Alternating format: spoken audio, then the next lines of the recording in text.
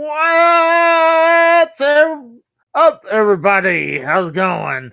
This is the Casey's show tonight. I figured we'd give Casey a chance to shine because, we shit on him so much. We're going to have him do it. Although I am really, really disappointed in your lack of, your lack of lung capacity. I was really hoping that you'd be able to give it more gusto, really hold it like Drew does a little bit. But it's not so bad. Who's got their shit turned up too loud? That's the kind of shit that Drew always says. I'm going to try to be Drew today. I'm going to eat a lot of cheese. Well, just make sure to, if you're going to be Drew, you're going to have to passive aggressively correct this while not saying that for the whole show. That's what you're going to have to do. So make sure you do that well. And I have to mispronounce everything. So our first story, 19th century. I don't know how to say that word. Right. What's going on, everybody? That was over there watching that was watching Tex on another video breaking down what the first Saw movie. Is that what you guys are talking about?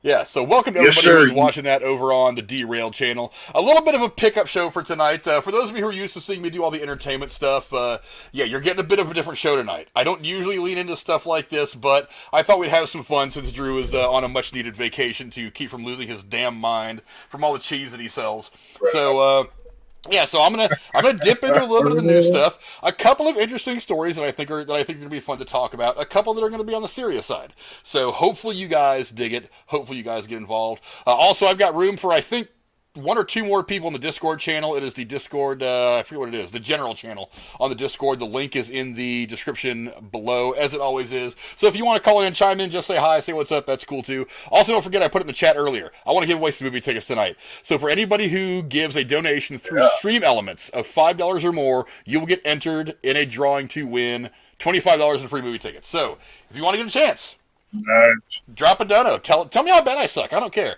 You might be the one who wins $25. You never know. Frank, you're horrible, and I hate you. Now give me money to go to the movies. If you donate $5, you have a chance. Oh, okay. Okay. Anyway, the Stream Elements link is below if you want to support the channel like that. We'd very much appreciate it. Or just subscribe. New subscriber. I didn't bother putting the graphic up here for it, but Talvish just subscribed to the channel a couple hours ago. What's going on, my man? Glad you could come around. Let's get right. Yeah, let's get right to the stories. Now I'm going to pull a Drew here since this article is not that long. I'm just going to read the whole thing. It's only really a couple of paragraphs. Let's see. A 19th century beer cave has been rediscovered in Winterset, Iowa. Madison County may be known for its covered bridges, but a covered beer cave from the middle of the 19th century is generating the latest buzz. The beer cave, which is an earthen cooler, is just east of Highway 169 on property that is now a farm equipment supplier. It is close to what was Madison County's first brewery. A local business directory from 1869 shows the brewery was already in operation through the year of its founding, though the year of its founding is uncertain. While some locals' existence has been hidden for generations. We were boring these power lines underground and they just ran into some rock, said Chuck Johnson, the electric superintendent of the area. They started digging it up and figured they hit a rock shelf. There was even some speculation that they had found part of the Underground Railroad, but a closer examination proved it was part of a brewery. He went on to say, when we poked our heads in and saw the arched ceiling, there wasn't a flaw in it, just like it was brand new. For now, the cave is full of water, and local officials are waiting until fall when the water recedes to take a full digital scan. After that, they will decide how best to preserve and mark the location. Jared McDonald from the Madison County Historical Society said, anytime you find something from the 1860s, it's really exciting. We'll do something, either a marker or I don't know if we'll exhume it and have tours of it, but we'll definitely have a mark and a plaque for it. I mean, as someone who enjoys the scrumptious, fine Pilsner taste of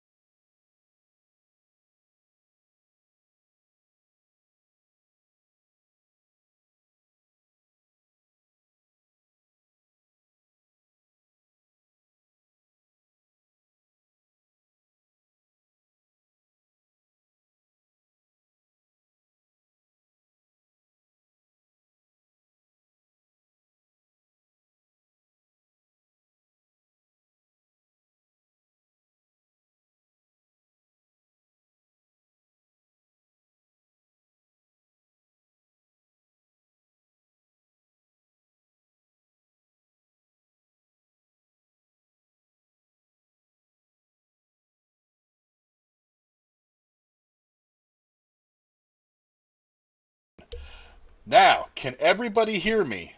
I certainly hope so.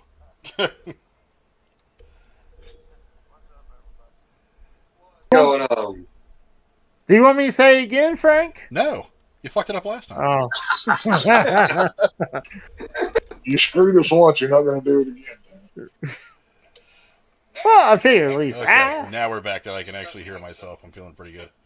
There we go. Good God, I don't know what the hell that was. Oh, Jesus. And I gotta fix everything.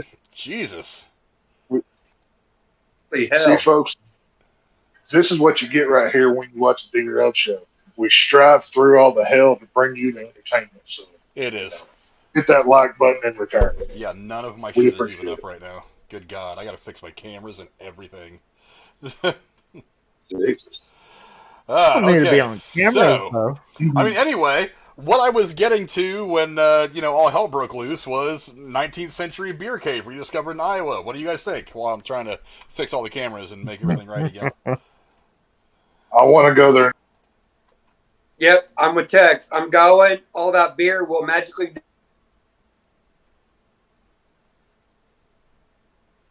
disappear. We'll split what we got. And have, It won't be we're just magical, it'll gonna just happen. I'll know exactly why it's going to happen. It's going to be because I drank all that shit.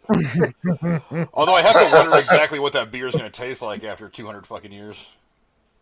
Yeah, I'm not guessing anything. Well, it's probably one of those things. Like as soon as we open it, like the smell will make us all evil. But that's you would at least have to open it, right? I mean, obviously you wouldn't drink it, but you would at least have to open it for the smell or something. I would anyway. Well, remember they said I don't think they mentioned any beer being down there. What did they find? Just It was just a beer like cave. It was a place that they would put the beer to store it. Oh, like they had barrels and shit like that. Yeah. Right. It would Not definitely it would definitely be cool to go see in person, take pictures, and hang out. And could you imagine if you built a structure over the top of it, kind of reinforce it, support it, or whatever, kind of bring it up to this century? That'd be kind of fun to have happen.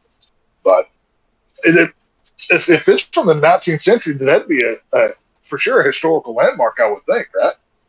They wouldn't be able to mess with it. Well, I mean, I think it would depend on. I mean, it's not really. Yeah, I think it would depend on the locality. Because it's going to cost money for them to preserve and do all that shit. I'm still trying. Right. Did they find stuff like equipment, like what they distillery, like what they do for moonshine?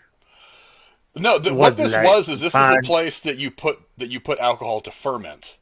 So they would make this beer, and then they would put it in barrels down there and shit like that, and let it sit. So. Oh. To let it age and stuff. Yeah. Okay. Also, before I get too far, I do want to thank Bolsey real quick for sending in a tip right as all hell started to break loose and my tech decided to shit on me again.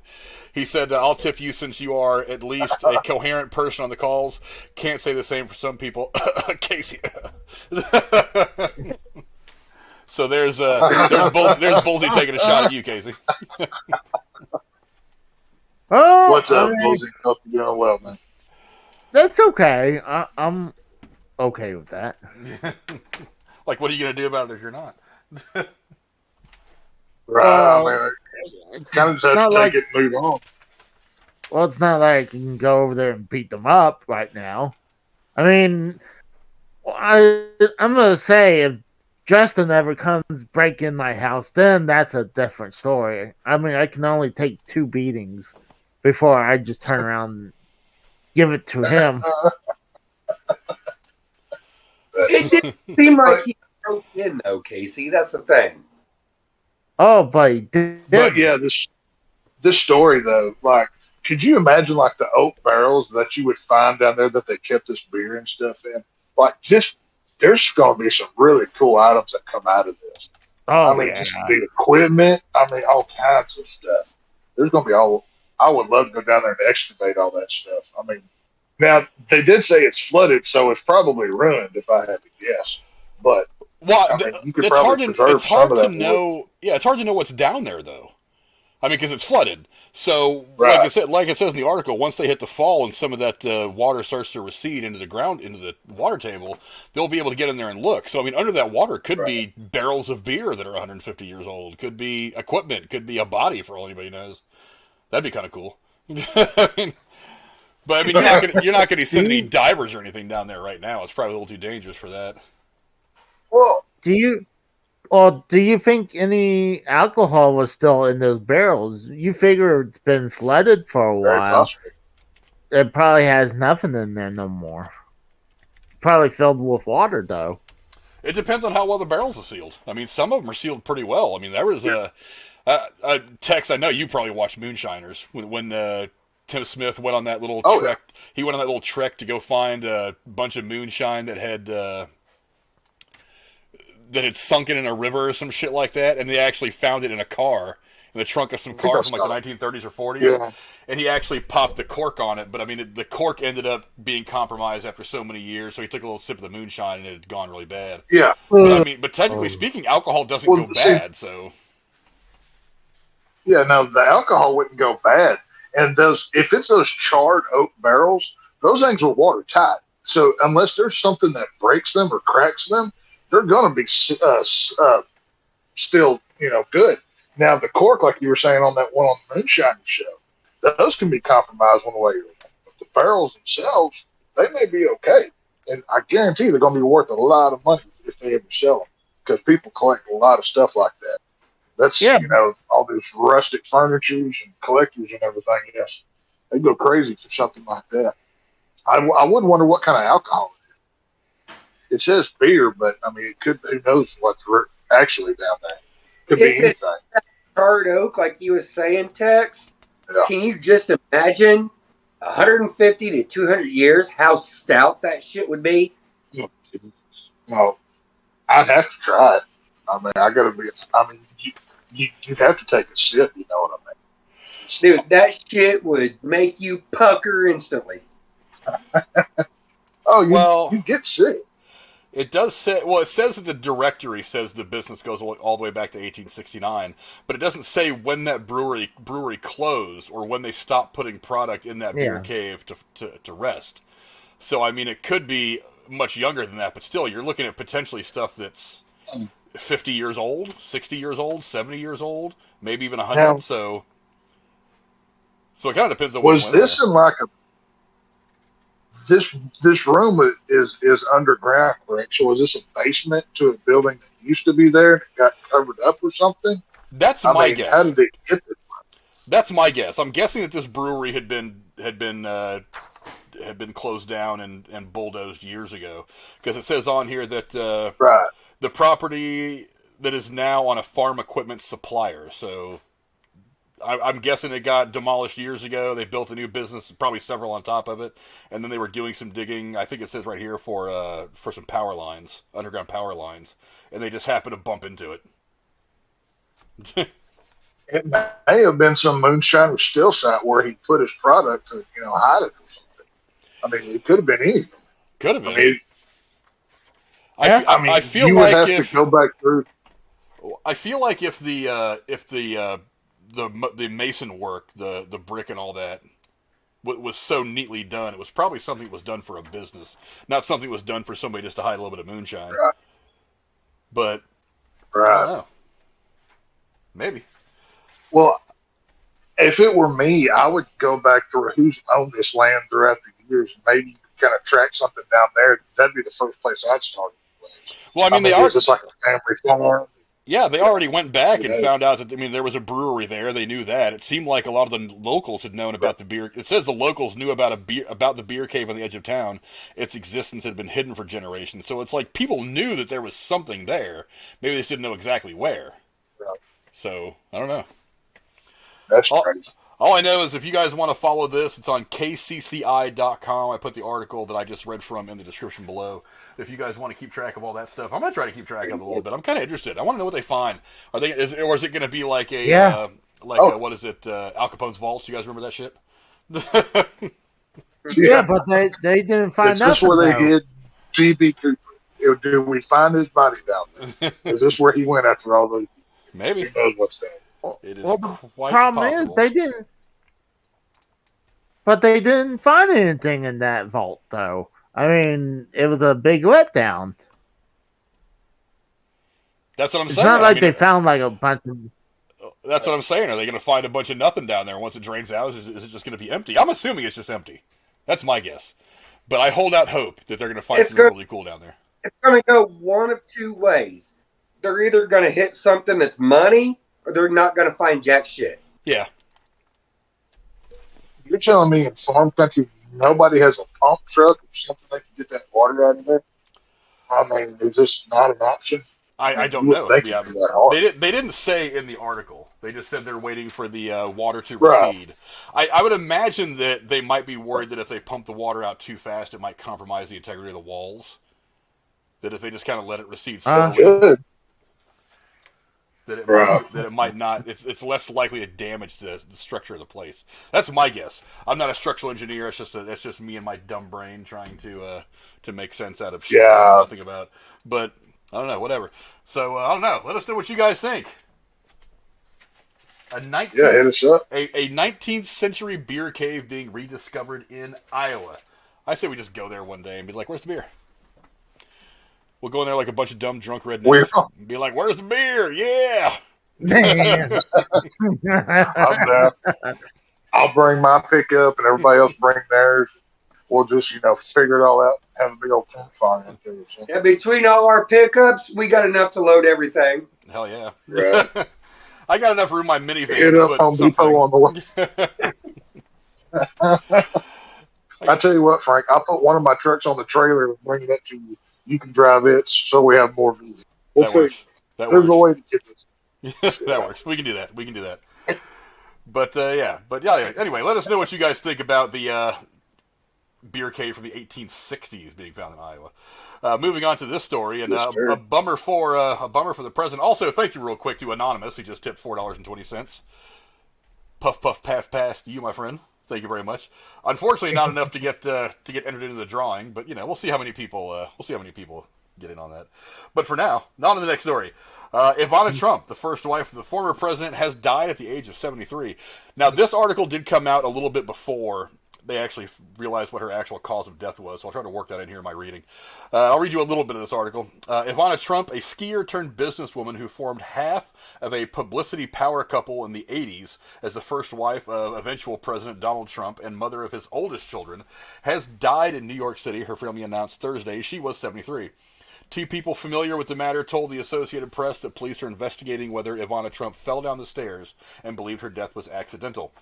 A Czech-born ski racer and sometimes model, she met the future president in the 1970s and quickly perceived him as a smart and funny and all-American good guy, as she wrote in a 2017 book.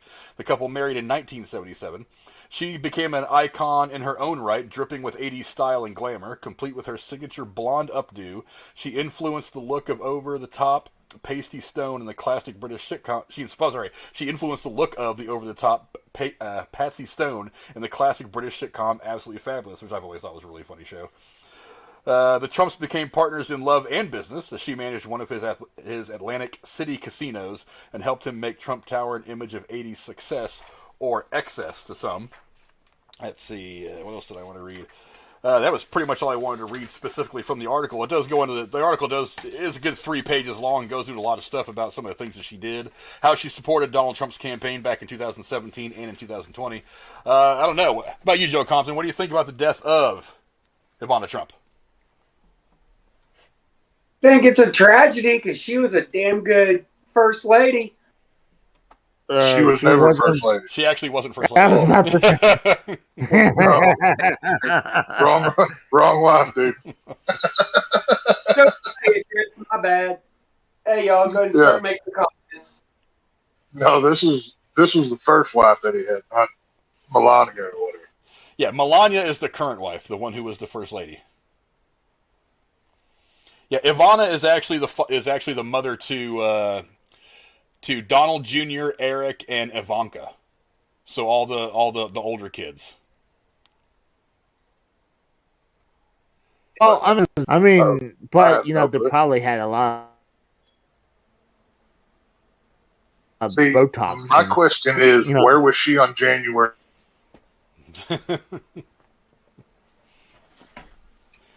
She was probably out there directing shit.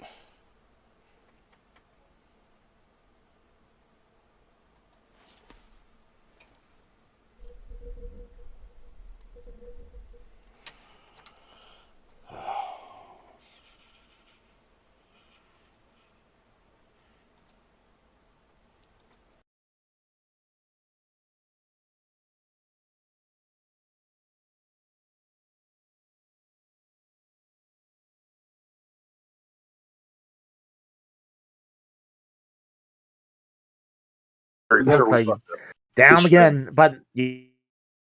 Hell. Hit one if we're still live, y'all.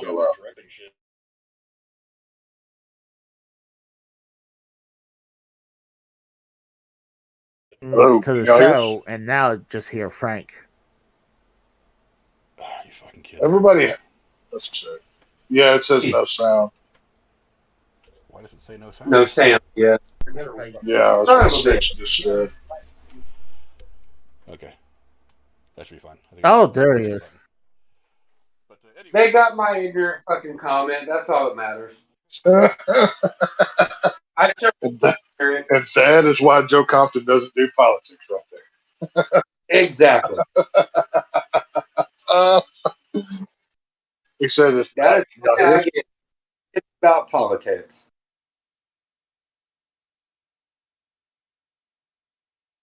Sandra said Casey activating his DDoS box.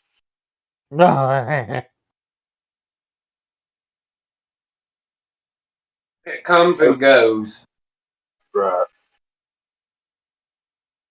Yeah, now we don't hear Frank on here. He's got visual, but we don't hear him. Right. Now you guys can't. can hear me. Yeah. What the hell was that all about? How did it shut off my microphone out of nowhere? I didn't touch a single fucking button. Hey, Frank, I got a serious question. Uh-oh. Did you still steal that bear cave sign from the bear cave? No, it's actually on. That's a TV. It's not an actual sign. Oh, really? Yeah. Yes, really. He always puts a picture. He always puts pictures up on that thing. Well, last week, I actually just started doing it Thursday, and I would be caught up. Did you? And I would be just in the last week or so, I've started doing it. And I would be caught up on it now, but I'm dealing with other stuff, trying to make my camera less choppy. Oh God, I got a video from Drew. 2 of them. He said he clipped that shit. Oh fuck. He did. That if that doesn't end up on the Clips YouTube channel, that thing doesn't deserve to happen. That was great. That was awesome. Are we live right now? Yeah. Oh, okay. Well, anyway, if we're going to talk about the first lady that never was, apparently, yeah. I mean, it's like I don't know if they heard my joke or not, but my question is, where was she on January 6th and then magically falls down the flight of stairs? Sounds kind of fishy to me. I feel like they'd have killed her a long time ago. That's just my conspiracy theory side. Well, I mean, odds are she's a 73-year-old woman. I mean, obviously it's older, but who really knows? I mean, whenever people like this die, Kennedy or a Trump or whatever, I'm not sure we ever found the truth about any of these things, to be honest with you. But, I mean, who knows what it is? What do you think? Video capture device. I think I'll just sit back on this topic and just drink Lone Star. You know what I think is kind of funny, though? I think it's funny that for all the people that shit on Trump, his own ex-wife, who he cheated on about 75 fucking times, as far as I know, is the one who is supported his fucking presidential campaign. Right.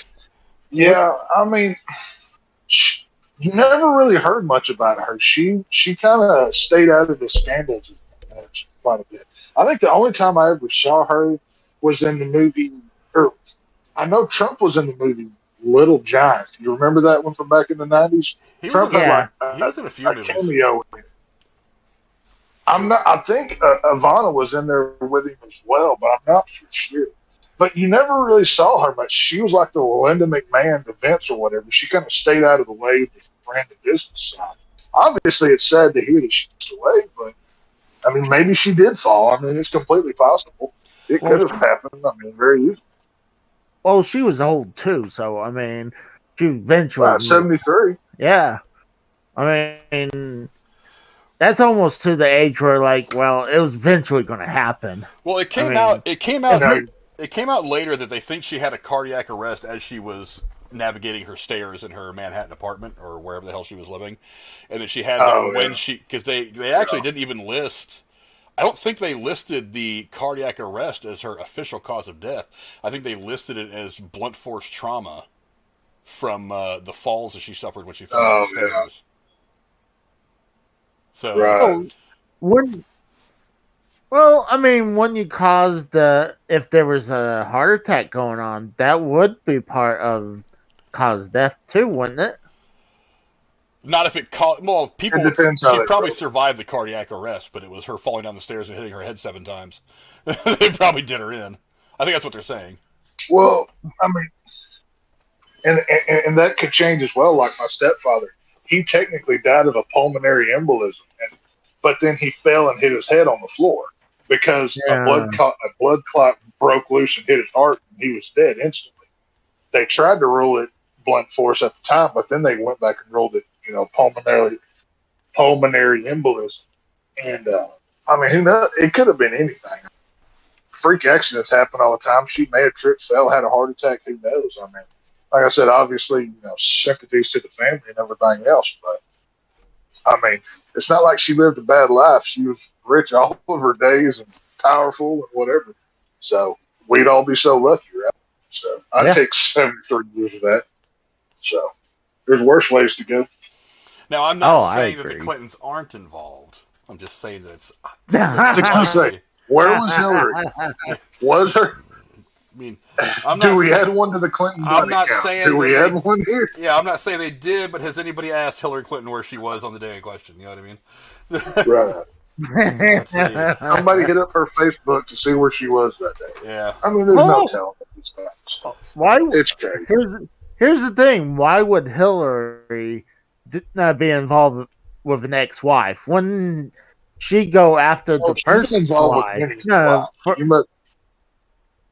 I mean, for the first woman, wouldn't you figure it'd be her instead of the ex-wife to Trump? What? I mean, makes.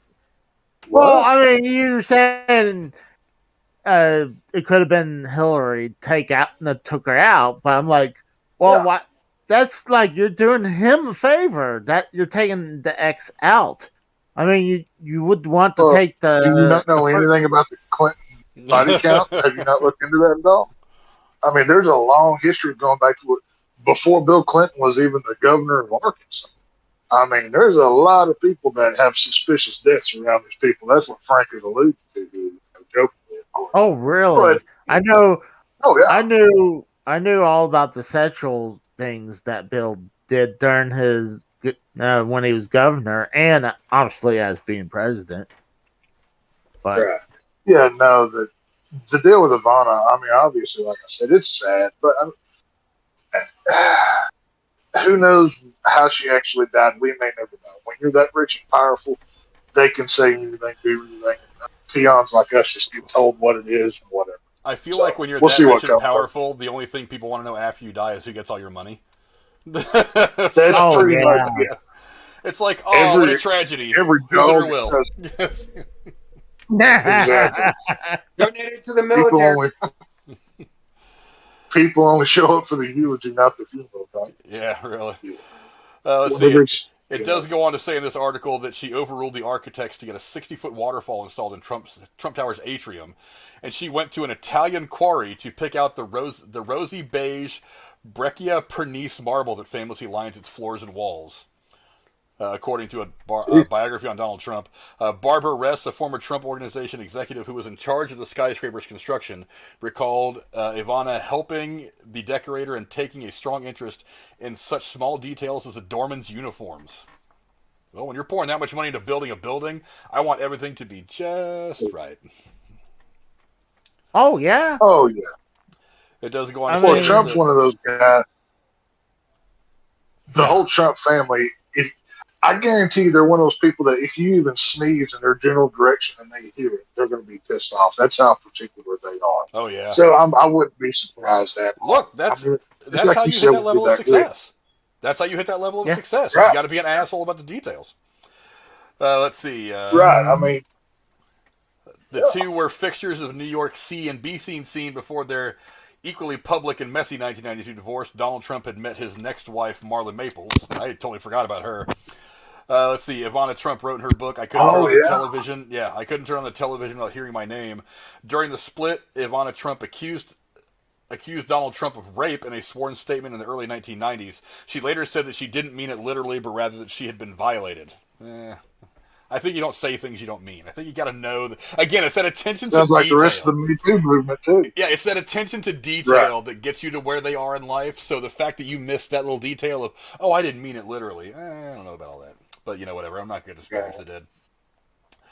Let's see. Nevertheless, Ivana ultimately remained friendly with her ex-husband, who she famously called the Donald. She enthusiastically backed his 2016 White House run, saying he would make big changes in the United States, and told the Post that she was giving him suggestions on his campaign. I actually heard about that a long time ago. We speak before and after the appearances, and he asked me what I thought. She said he advised him to be more calm. Well, that worked out very well. But Donald cannot be calm, she added. Let's see. He's very outspoken. He just says it as it is. Yeah, that's true.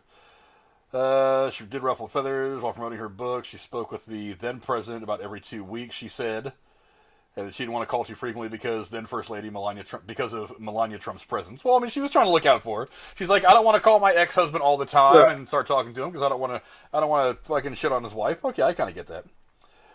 Let's see. She did say, however, I don't want to cause any kind of jealousy or something like that because I'm basically first Trump wife, okay? Ivana said with a laugh, I'm first lady.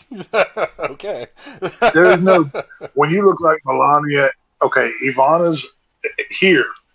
Melania's like way up there. There's no jealousy when you're Melania. That's like, a Ferrari being jealous of a Ford Escort. That's not going to happen. So I think she's good. Breaking X. Lone Star Beers in the chat. Damn right. Send me money. I have you on my wall. Are you going to pay me? Send me product. Using me on your webcam? No, that's not the way advertising works. It says See, the way it works is you send me money for putting you on my webcam. Let's see. See, this shirt, I'll cover Realtree and just put the Lone Star all over. Dress me like a NASCAR driver for the right price. Shirt, the whole thing for the right price. For the right price. I don't mind being a whore, but I don't come cheap. So you're gonna have to pay up. That's all I'm saying. So it does say that in closing, she was born Ivana. God, I'm gonna butcher this name. Zelnikova in 1949 in Czechoslovakia, in the Czechoslovakian city of Gottwaldov, formerly Zlin, which had just been renamed by the communists who took over the country in 1948. She was married 4 times, most recently to Italian actor Rossano Rubicondi. The two divorced in 2009 after a year of marriage, but continued to see each other off and on until 2019. He died last year of cancer at the age of 49. So, yeah, she was robbing the cradle on that one. But any final thoughts on the death of 30-year age difference? Hey, you know what? You got that kind of money to throw around. Oh, yeah. It's not like they were. I guarantee you they weren't even sleeping together. Who knows? One was over here doing this while the other was over here doing that. Like I said, we're all going to go. I mean, obviously, sympathy to the Trump family and everything else, but you got to live, Rich. So enjoy it while you got it. No doubt. No doubt. But anyway, rest in peace, Ivana Trump. Kind of a bummer. She was in what was that movie? First Wives Club. With never saw it. It was a funny kind of, not a chick flick, but I mean it's like I saw the movie once. Basically, these wives of these super rich guys in New York all come together when one of their friends... There's this group of rich people that hang out with one another in New York, and one of the wives kills herself because she found out that her husband was fucking around. And so the rest of the wives get together and basically just, like, pull a bunch of shit to get all their husband's money. And she actually had a cameo in that role where she, like, where she spits out her iconic line, what'd she say, if you can't get even, get everything, or something like that, whatever the line was. See, most men would call that gold digger, but hey, yeah, do what you got to do. Yeah, so, it's all good. You know what, though? I mean, if you cheat, that's what happens when you cheat, though. Don't cheat on your fucking wife, especially when you got a lot of money in the bank, because you know she's going to walk away with a good chunk of it.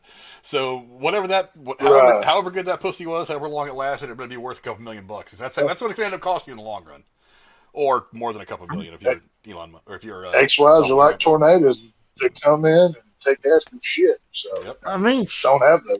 Damn right. Shit, look at Vince's situation right now. I mean, he paid $12 million in hush money between 4 women right now. So $12 million is nothing to do with it. Yeah, but whatever. Rest in peace to Ivana Trump. Now on to our next story. Yep. How many of you out there like tattoos and extreme body modifications? Tattoos? Because I've had both. Yeah, this guy, he took it to a whole other level. Let's see. This is coming from the Mirror over in UK, across the pond. A man who has 65% of his body covered in tattoos has had chunks of skin removed from his head to spell out a devilish message. Singer and tattoo artist named Renato De Santa, age 40, has always loved body ink and modifications and has spent more than 7,000 British pounds covering 65% of his body in art. His body modifications, which include having silicone implants on his forehead and tattooing his eyeballs black.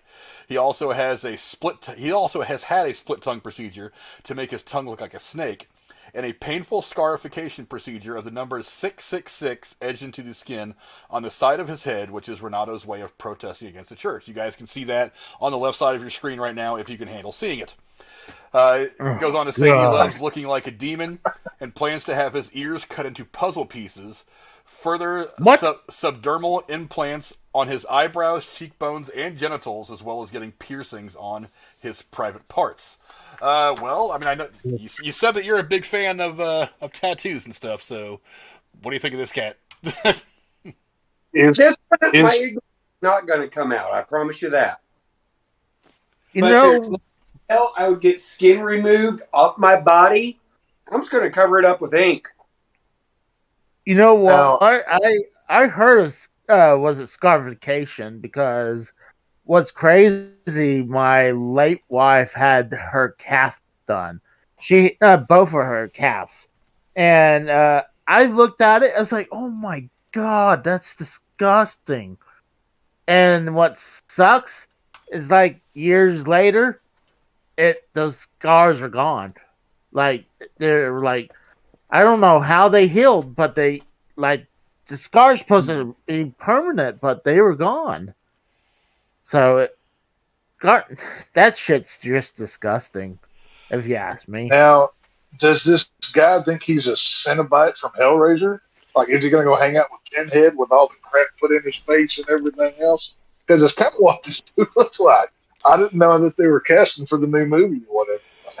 Hey, he does put a religious bent on this. He says it is his way of protesting against the church. Let me see. It goes on to mention a little more of this article. Let me go find it real quick. He says, on the internet, people who send me messages are usually Christians saying that I'm going to hell and promoting hate speech. It doesn't bother me anymore. Nowadays, there are still prejudice. Sometimes I get offensive messages on the internet, but that doesn't worry me.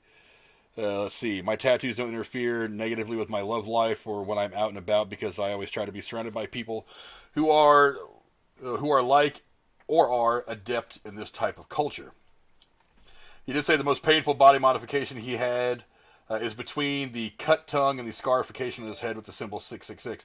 The cut tongue thing worries me because, you may or may not realize this. I actually watched a video on YouTube about this a while back.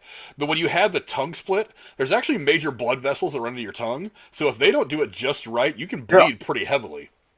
That's why it's a very long procedure that they have to go very, very slowly, because one missed knife swipe Oh, and massive bleeding out of your tongue. So that to me oh, is just a little too Well, dangerous.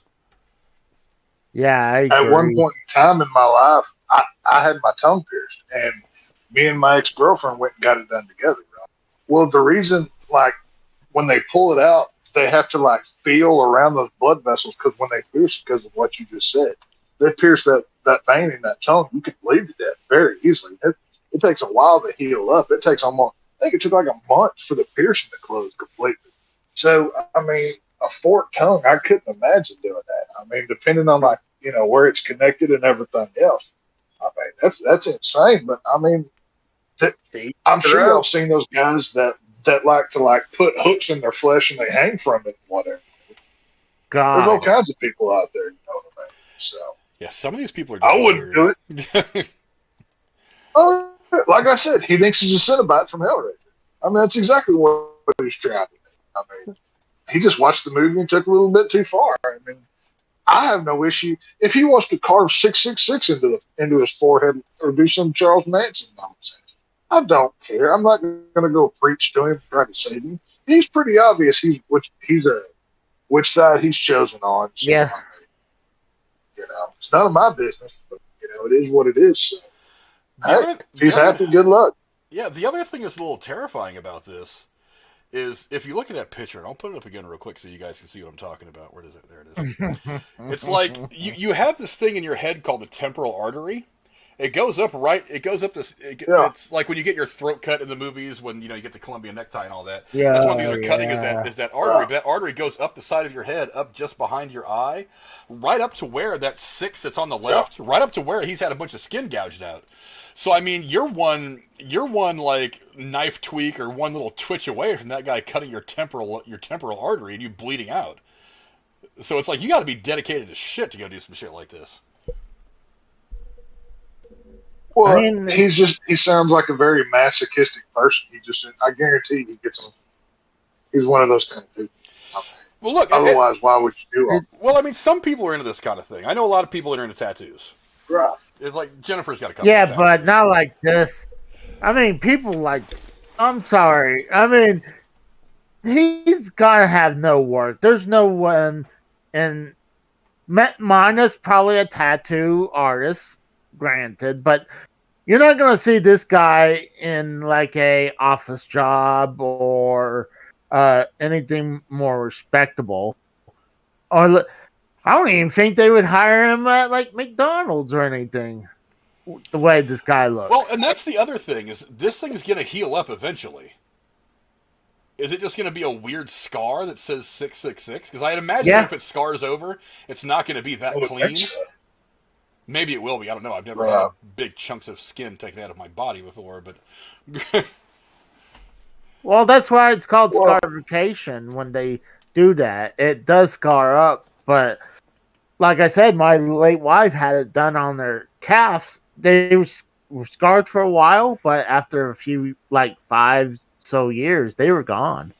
What design did she have on her calves, Casey? It was Chinese letters. Well, I mean, it's a little different, but kind of similar. Right here on my right arm, I've got a brand, like you put on a cow or whatever. It was a cowboy thing that we did back in the days. You couldn't be one of the bull riders unless you had the brand.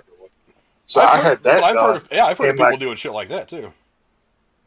Like you can rub it and you can feel the shape that the brand put on my skin. Like it sticks out just slightly a little bit, but I don't know what that would be on his head. And it's like you said with that, that artery in there. You got to be real careful with something like that. You can get hurt real bad.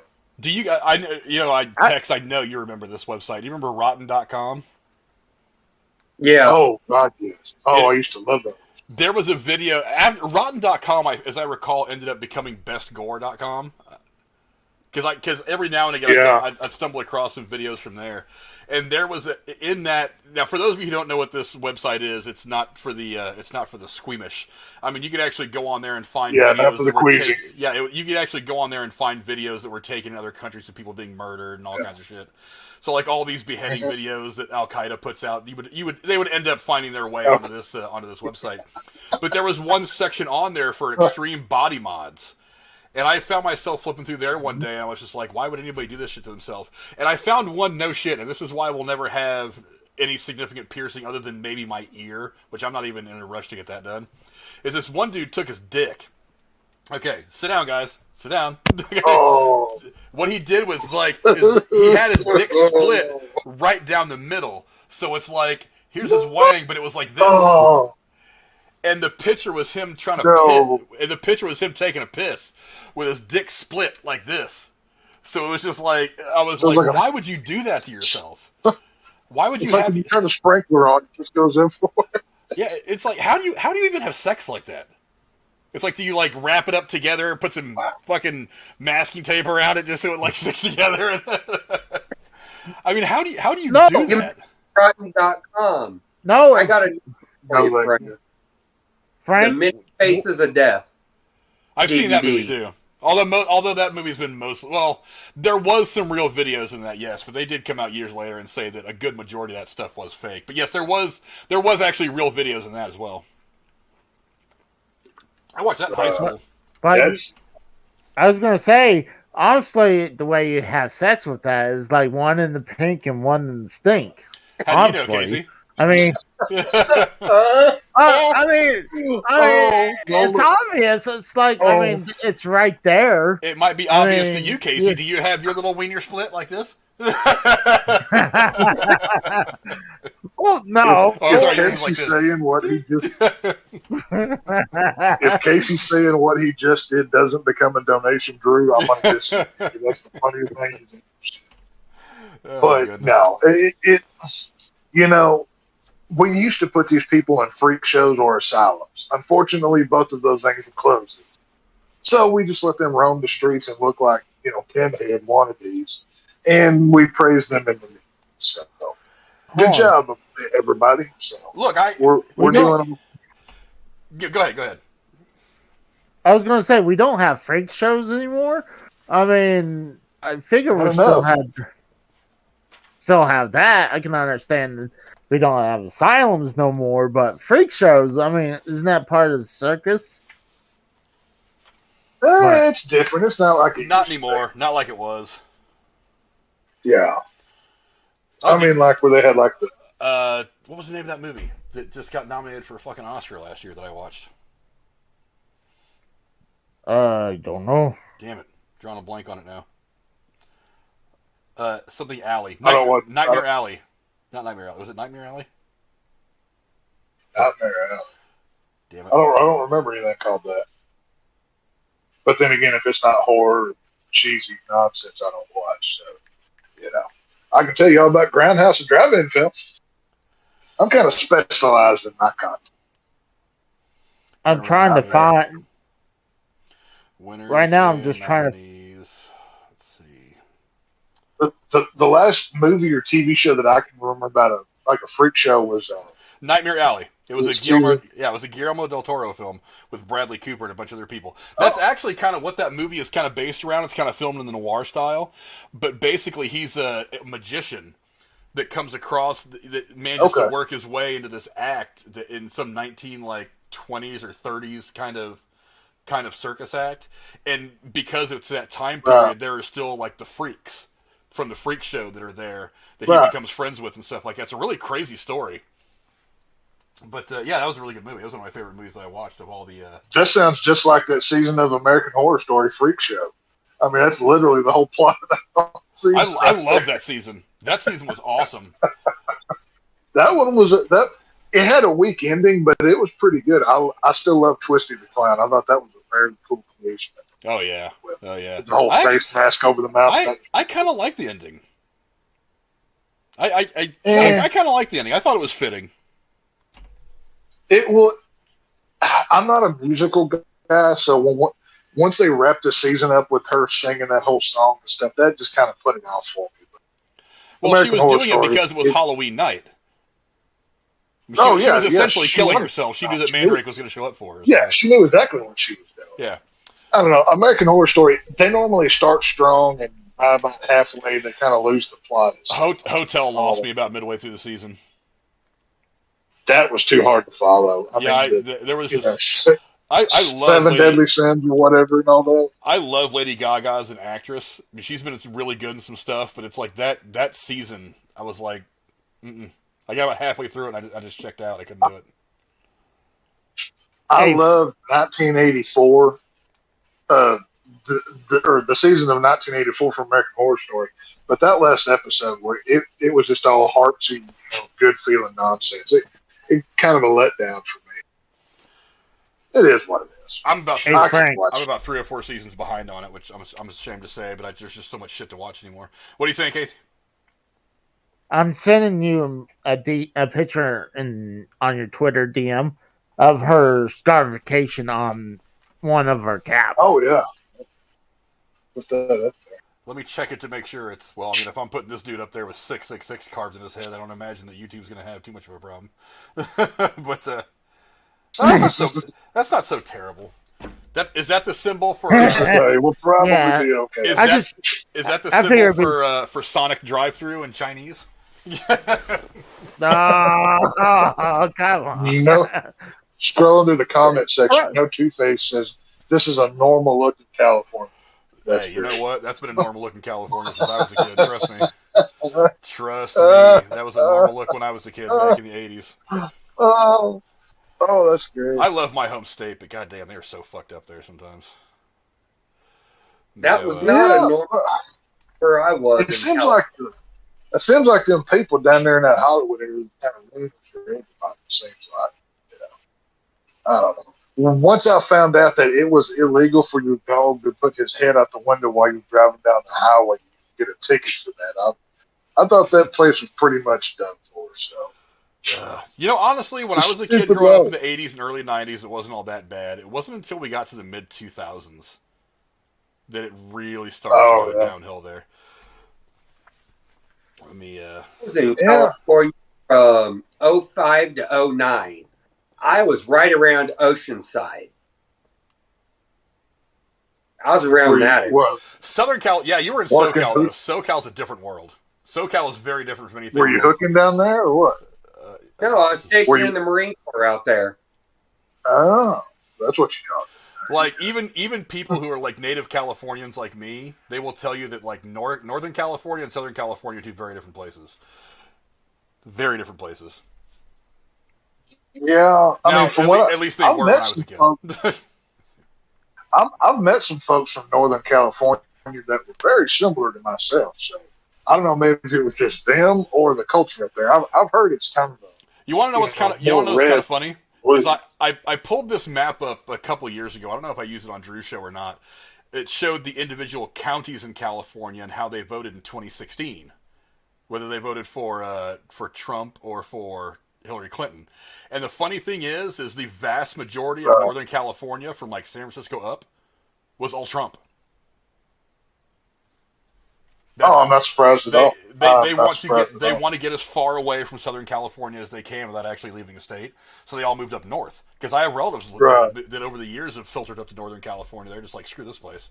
Anything near the coast, anything on the water, or anything too far south, they won't do it. And the only real conservative stronghold left in Southern California more is Orange County, but those are California conservatives. They're kind of a different thing. Yeah, I would imagine a California conservative is like a light Democrat. I mean, you probably can't even tell the difference, honestly. But I'm not surprised. Well, they're fiscally conservative, but they're socially liberal. Socially liberal. Yeah, that's. What would you call that? A moderate these days, almost. I think that's almost a different term. But who freaking knows? I mean, this political spectrum's so vast you can't even keep up with it hardly. Oh yeah. Let me see if I can. Ooh, we got another donation too. focus in a little bit on that picture that Casey sent without doxing or giving away too much information. Right. Don't want to get Casey all fucked up. The only person that can know where Casey lives other than J-Man is me. Well, that's not really true. Well, we got Drew knows my information. The Rose has my information. I mean, the people can actually put a head out. Maybe listing all the. Oh. But anyway, J-Man's not on the show tonight, Casey. He might be coming to your house. You might need to go lock that door. He may be. Thank you by the way to Arusha Chew for your $10 tip. We appreciate that. We're putting your name up there for the $25 in gift in movie tickets. Make sure I write a Rue down there so I remember to put it on. So here is the tattoo that Casey was talking about, or the extreme body mod, the skin removal, which I still think is a terrible idea. That's the other thing. I agree. I agree. So to much me, infection. I was like, well, I think they definitely do it safe. It's just, I mean, you had to put like a huge patch on it to cover the wound. I mean, that's the only you had to do. But I was kind of grossed out about that. I was like, why? But she was into it. If you ever got a tattoo, what would it be? Like a Nintendo controller or some nonsense like that in the palm of your hand, or what? What do you get? That's actually not bad. He get the Sonic logo tattooed across his ass. Give me some tots. Honestly, there was two. Honestly, there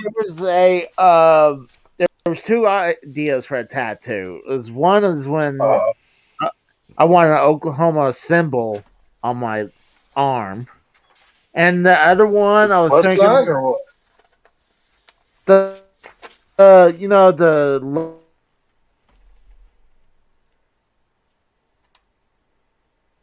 Get my wife's late wife's name on my neck. But Casey, that looks hokey as shit. Are you going to get a Cody Rhodes and get the big neck tattoo up? Is that what you're going to do here now?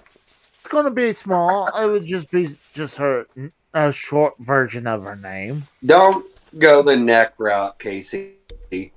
All right. I hadn't done anything, so I mean, I'm just giving you the advice from someone that's obviously tattooed. Don't go the neck route. It looks hokey as all get. Well, I've got no problem with it. I mean, I think it's crazy, but if somebody wanted to mod their body like this dude, whatever. I mean, there's a lot of bigger fights that we have in this world to contend with.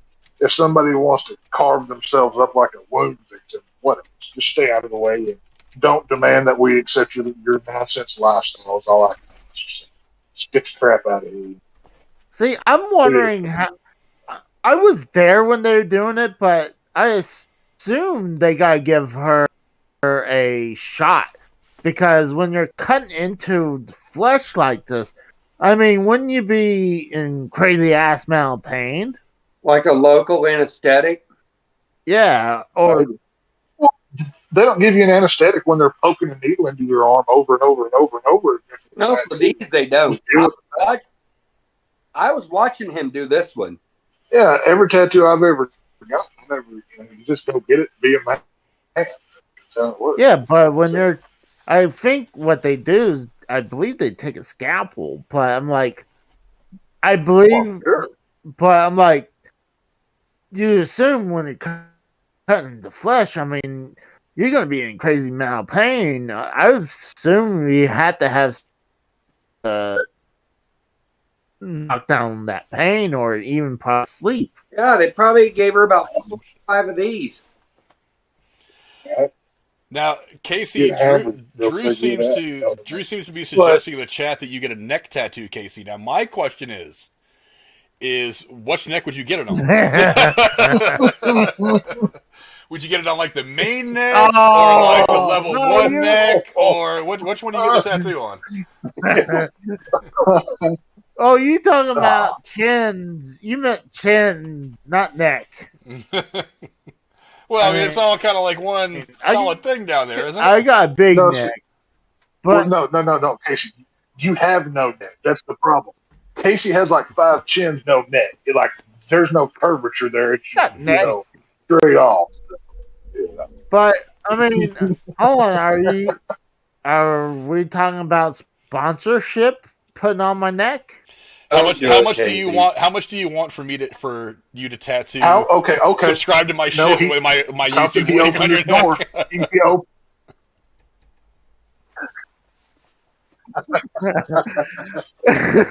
Well, I mean, we gotta talk about numbers, but I mean, $20 is $20.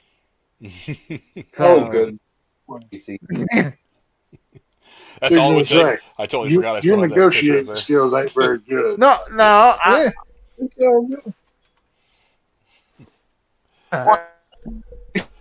TSS seems to think that you're going to get the Sega logo tattooed on your Cody forehead. Rhodes can get away with a neck tattoo because he's already a million. He's already made his money. So he can do whatever he wants. Oh, God. That'd be great. I'm willing to sell my body for sponsorship if I can for the right amount of price. Like, I mean, Frank, if you want to, I'll do a neck tattoo for your show, and then maybe something for Drew for another part. How much to get it tattooed, like here on your forehead? So every time you look at the camera, it's just like a harsh. Just asking for a price. I want a Harsh Truth logo right here on your forehead, so every time you're on camera, it's just like right there. Because that's hey, you get the most profitable stuff when you make it prominent like that. You know what I mean? But yeah, any final thoughts on this before we move forward into the next thing? We got to talk about numbers. I'm about to talk about numbers. I'm about to talk about Aru Shinchu, who just sent in back-to-back donations. Thank you, Aru. He sent in numbers. I don't need the number. I don't want to have to pay for the amount of ink that would have to tattoo my logo on that bulbous forehead of yours. That would be at least a barrel full. Barrels of ink cost a lot of money. But how much? A barrel of ink? I don't know, a lot. How job, like, if you just draw it on every day? I don't know. Yeah, one of those. Oh, that's what we could do. We could just get a bunch of those, like, temporary tattoos. Those temporary tattoos. You just put it on for the show, and then when you're done, you wipe it off. Be on the discount. Not really. It wouldn't be permanent. It'd be on the discount. Well, before we move on, I do want to get into a couple of donations. Every day you just draw Frank's logo on your forehead like you're a... Yeah.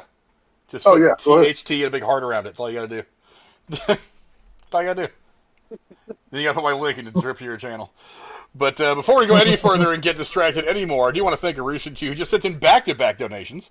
One of them for $10, saying, here you go, Frank, appreciate it. And then another one for $50. Thank you for the 50 spot, Aru. Thank you for supporting the channel at that level. He says, here you go, Frank, well-deserved. So is this the harsh rail? Well, yeah. Sounds better than the D-truth. Yeah, sounds better than that. So yeah, we'll go with the harsh rail. Harsh rail. And then of course, Gatekeeper Drew chimes in with a $5 donation saying, "Subscribe to my shit." Yeah, subscribe to his shit. I'm sorry, I did not think to actually get the graphic loaded in for all this stuff to pop up when you guys are donating, but I will read them as they come in. So thank you very much, you guys, for being a part of the whole thing. Let's see. Now I got to put Drew in there. He's going to be in the. I don't know. Maybe I'll give Aru Shinshu. Maybe I'll give him 2. Maybe Aru gets That's 2 awesome. Entries. Times 2 for Aru. That's where we'll do this. But yeah, so we'll move on to our next story now that we're done talking about extreme body modifications and people carving shit out of their fucking heads, because that's just weird. But let's see, the next thing we're going to talk about is Elon Musk. For those of you who don't know who he is the father of Elon Musk. Elon Musk's lusty daddy Errol has finally revealed he sired a secret second love child, with his glamorous stepdaughter, Jaina. Jesus Christ, I'm gonna screw this one up. Bezuidenhout. I swear to God, I'm gonna spell this just to let you guys know how hard this is. Bezuidenhout. Bezuidenhout. I'm just going to go with that. The Musk patriarch, 76, welcomed the baby girl with Jaina, who was 35, back in 2019, but only confirmed the news on Wednesday, bragging to the son, "The only thing we are here on Earth for is to reproduce." The two already share a 5-year-old boy named Elliot, born in 2017. Errol admitted Jaina's pregnancy was unplanned and told the publication that they are no longer living together, citing their 41-year age gap. Well, that didn't stop you from putting your thing in her, pal. But the Musk family was subsequently stunned when Jaina became pregnant with Errol's baby back in 2017. It led to a bitter falling out between Errol and Elon, with the Tesla CEO furious that his father had impregnated his stepsister. I can imagine. Elon has not publicly commented on his father's latest baby admission. The pair are still estranged, with Elon describing his dad as a terrible human being in an interview with the Rolling Stone. So what do you guys think about Errol Musk putting his thing down with the 35-year-old stepdaughter at the age of 76? Good God, that's just terrible.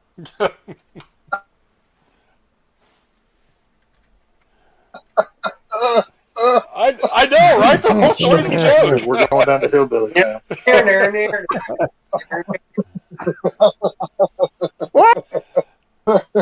We're going into that side of town where the family trees don't fork; they just go straight in. Yeah. But yeah, no, unfortunately, this is what these elites do. They keep it. You know what do they call them back in the day? Blue bloods or whatever. Yeah. There's a reason for that, because they don't like the family money to go outside of it or whatever. So this is what they do. This is how they. You can look up all the 13 bloodlines, go back all the way. This is nothing new. It's just disgusting. You know? It is kind of gross. Well, let's see what it. Woody Allen, the director, married his daughter as well, or something like that, His adopted daughter. Or adopted daughter, yeah. And either way, it's still gross.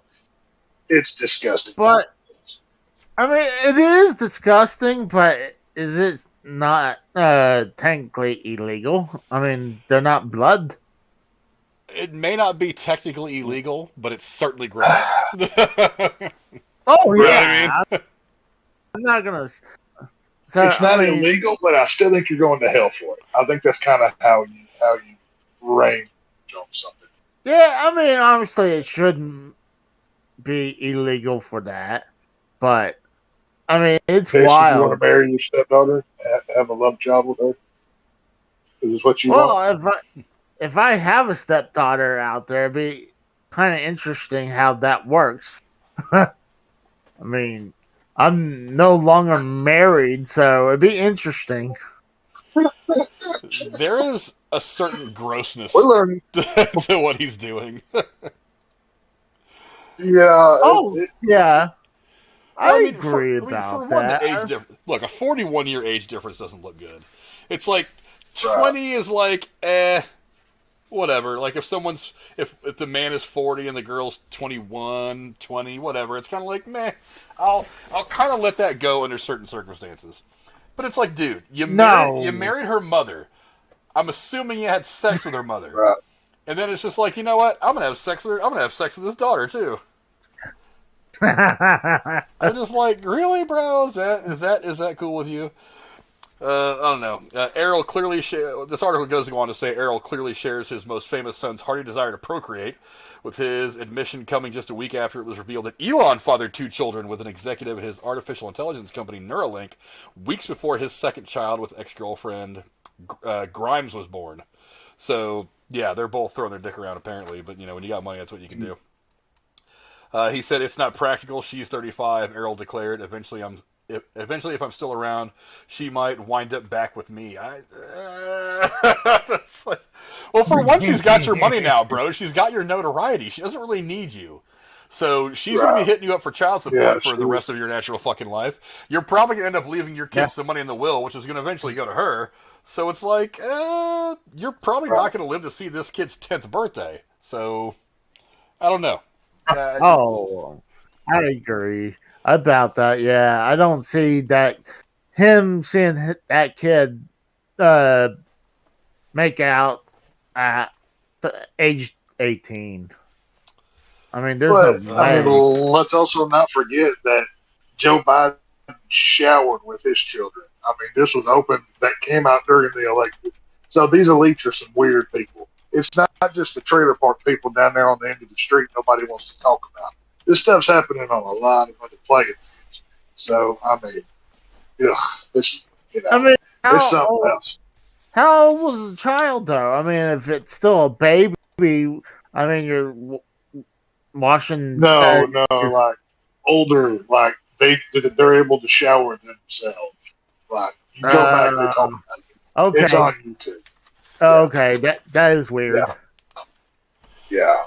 Yeah, I'm like not I so said, sure. These elites, man, these elites in these societies, man, they're playing with they're playing a whole nother ball game at this point. Like they don't operate within our rules. They're weird.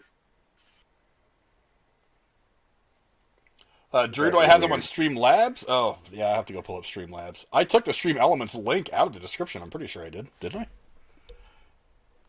Thought I did. Yeah, I've seen it on the show. Oh, I didn't take out the Streamlabs one. I'll have to go look. Yeah, if you guys are going to donate, if you would use the Stream Elements one, I usually take the Streamlabs one out because the only time I had ever planned on using Streamlabs again was I have the app on my iPad if I'm like on the road and want to do something really quick. But yeah, so I'll have to go check those out. Yeah. I'll go check those out here in just a minute because I still have to set up to donate the giveaway thing anyway for the tickets. But, I mean, don't forget, guys, go vote in the poll. It's been up for about 12 minutes now. 16 of you have already voted. And ironically enough, 69% of you are not cool with Elon Musk knocking up his stepdaughter not once, but twice. Yeah, it's... God, it's just... What goes through the mind of people when they get rich? I just don't get they think they can get away with it. They probably think they can get away with everything. I mean, that's why they got rich. Well, it's got to be one of those things where you have unlimited power and potential. You can do anything that you want. You can buy anything, go anywhere, whatever you want. So maybe you just get bored and you just start seeing, like Casey said, you can just see what you can get away with. I mean, I've never been rich enough to know. If I was, you'd know it because I'd be, a supervillain probably. But it is what it is. We're all too broke to ever get away with any of this bullshit. I mean, we can't do what Jeffrey. Oh God, Epstein. Yeah. Epstein. You don't want to do what Jeffrey Epstein did. You go to hell for stuff like that. That's not. That's a no-brainer. Well, I'm just saying we're too poor to do that. To get away with that. We're too poor to get away with it, not too poor to do it. Frank, there you go, Frank. That is a correct statement. Right? Nick Cage did a movie a long time ago where he's an assassin called Bangkok Dangerous, and he was telling this young kid who he's kind of mentoring through. Who he's kind of mentoring into his, into his world, and he says something in that movie that's really funny. He's like, assassinating a world leader is the easy part. He said, getting away with it's the hard part. He's like, it's easy to position yourself to pull the trigger, but after the trigger is pulled is where your trouble begins. He's like, then you got to get away. Yeah. Well, I mean, look what serial killers have said the same thing.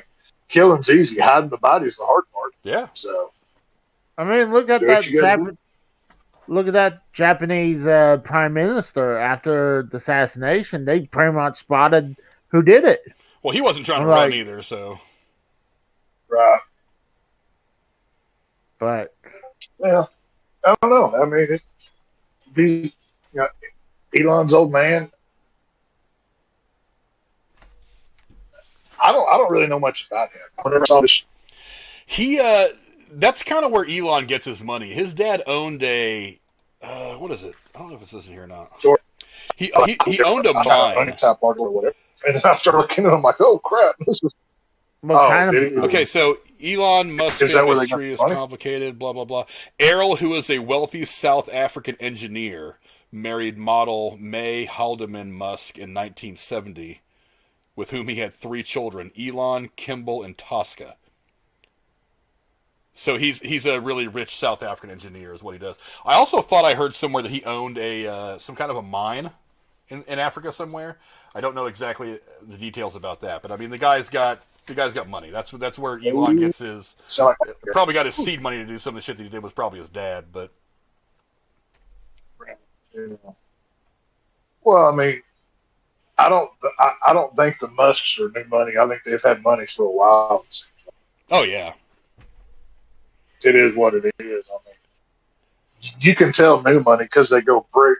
They go broke very quickly. These guys tend to hold on to what they have. So I don't know. I guess good luck to the expecting mother and father / daddy, daughter, whatever.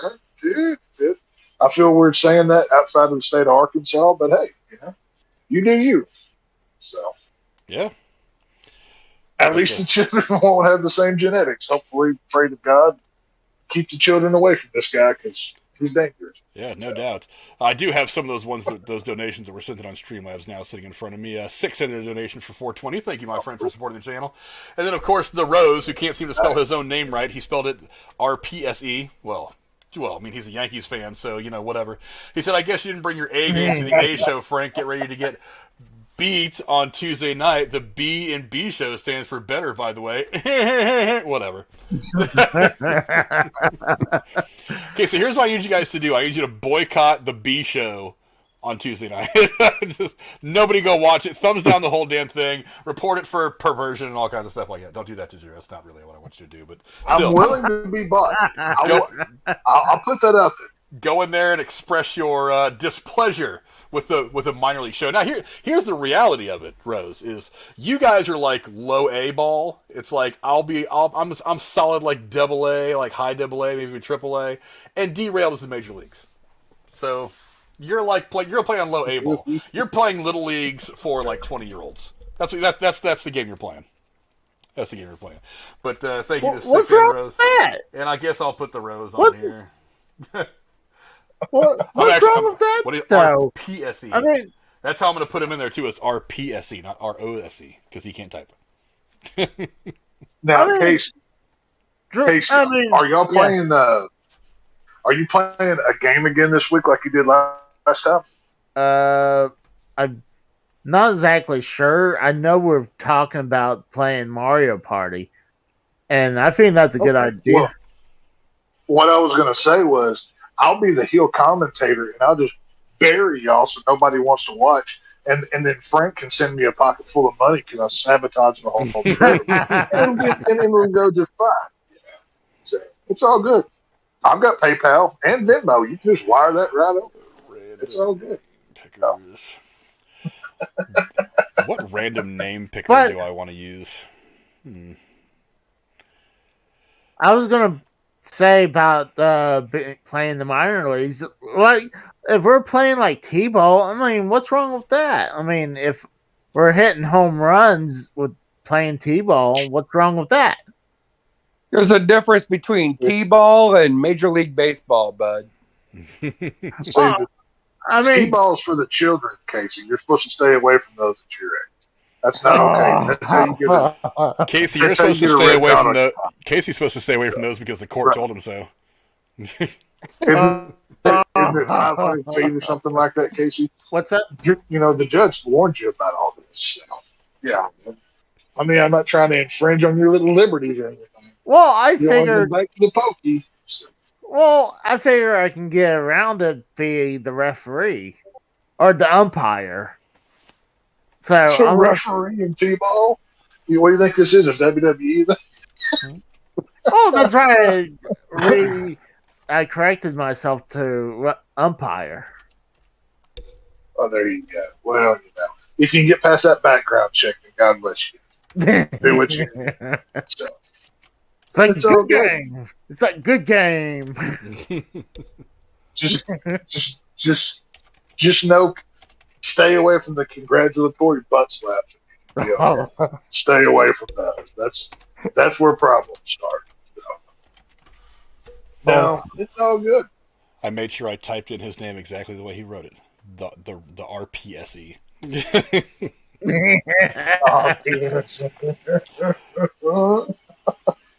2, 3. What? So we got 5 people in the running right now for $25 in free movie tickets. Aru's getting 2 entries. So, because he was very generous on his. So, hopefully Aru wins. Anybody with the Rose. Rose is going to go see something stupid. He's going to go see the Pride of the Yankees. That's what he's going to go see. Everybody who's in the running for these things. What movie would you go see if you want these tickets? Like, let us know in the comments section. Hit us up. I'm curious. Nope's coming up. That's what I'd go see. We'll see. What's that? Nope is coming up. That's the next big movie that I want to go see. Yeah, I'm purposely not looking into that film until I go see it. I want to be as blind as possible for when I watch that because I have no clue what it's going to be, and I'm looking forward to that. So we'll see what happens. If it was me, I'd hold out for that Winnie the Pooh movie till it got released. I don't think that's coming to theaters, man. I think that's going direct to video or whatever. I don't care. I don't care where I find it. I'm gonna watch it. I guarantee you that goes to. It does not matter. Oh, me too. Oh, yeah. No, I will be tweeting, and I might go live on Twitter just to talk about that thing. I can't wait to see that. Oh, I'm totally gonna do a review for that. Yeah, I am 100% going to do a review of that movie. Incredible film. Oh, yeah. No, I can't wait for that one. That one's going to be cool. There's, and I know on your last show,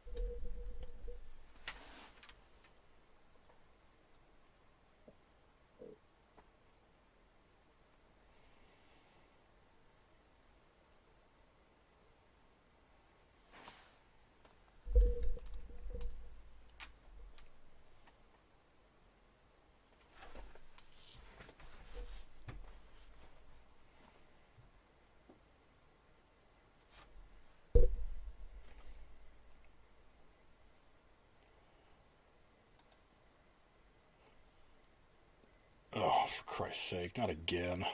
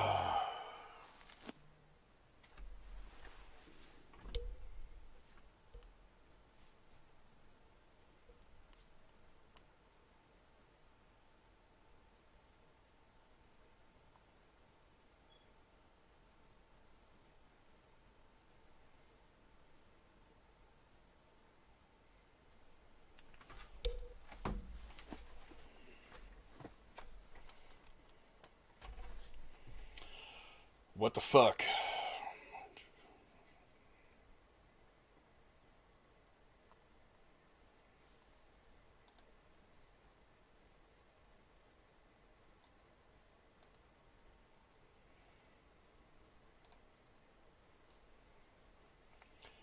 You guys can hear me? That's odd. So Discord's the problem. Here's what I'm going to do. I'm going to...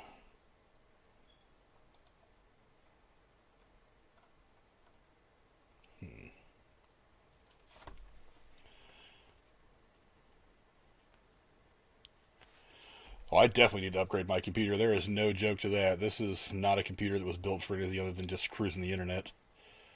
That's why I try to keep as little going as possible. Yeah, I know you guys can still hear me, so I'm working on it right now. Give me just 1 second. I'm trying to... Honestly, I think part of the problem is Discord. Discord just sucks.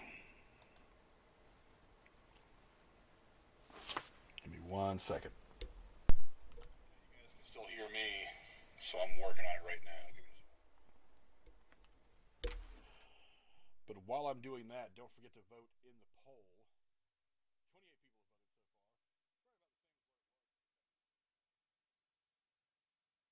far. Edie also said Casey did it. Oh, I mean, pull the plug on it again. Well, damn it, Casey, stop it. Frank, we can't hear you again. X and Yeah. Casey crashed. Hi, Yeah, didn't you say can. me. Yeah, I agree with Costanza. Let's fund Frank a new computer. Put the donation bar up. Let's start funneling that money. I hate e-begging. That's one of the reasons I don't even mention it, really. Right. It's just so terrible. Yeah, no, it's in very poor taste. But yeah, it's not really how I do it. But anyway, I would like to make enough money to pay my regular co-hosts for all the time they give the show. But you know, I don't know. One day. But let's see. I don't know. I think we've talked all we can about Elon Musk's dad at 76 throwing his wrinkly old dick around to his 35-year-old stepdaughter. Any final thoughts from you guys on this before we move on to the two a little more heavier topics today?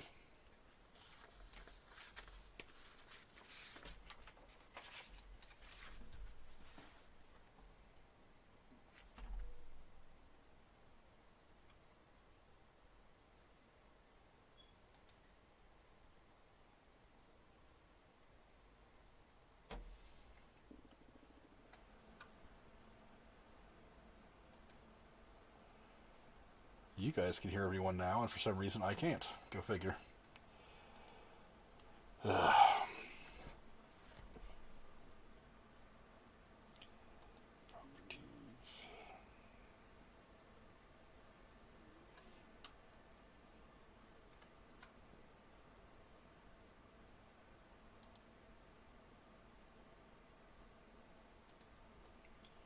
Display audio.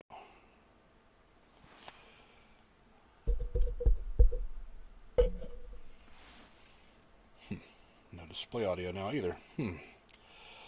Boy, this stuff just loves to fuck with me. Here's what I'm going to do. I'll do this real quick. I will hang up the call. And then I will go back in, because that seems to work any other time.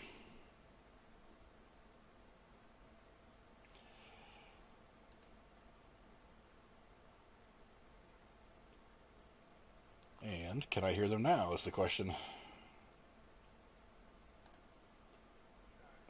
There we are. Now I can hear you. Now I can hear you guys. God damn it. Ugh. I couldn't, for some reason your guys' audio all dumped.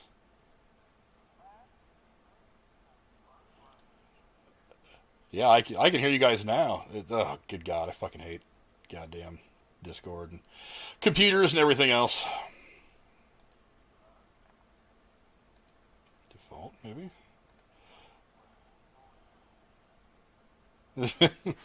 But anyway.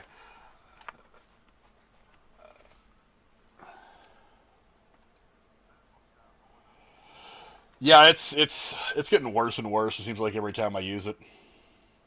Now they can't hear you again. What the fuck? Make one little change. You know what? I'm gonna go back to this. Display audio. There it is. Okay. I just sent it back to the other thing that it was on, so they should be able to hear you now.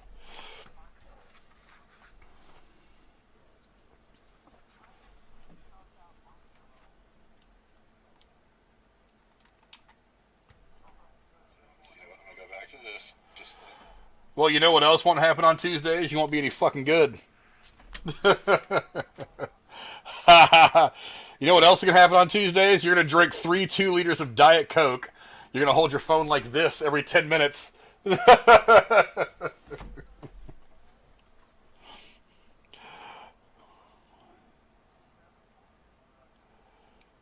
Might be. You know what I could do? I could give them the joke that I was going to lead with in Casey's roast.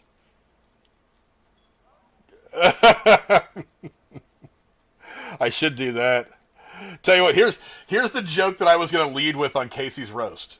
I was gonna say something about. I was gonna joke something about Drew, and then I was gonna say I was gonna hire a writing staff for this, but the only two people that were available were the Rose and Mikkel. So my jokes would have all been diabetic and sounded like this.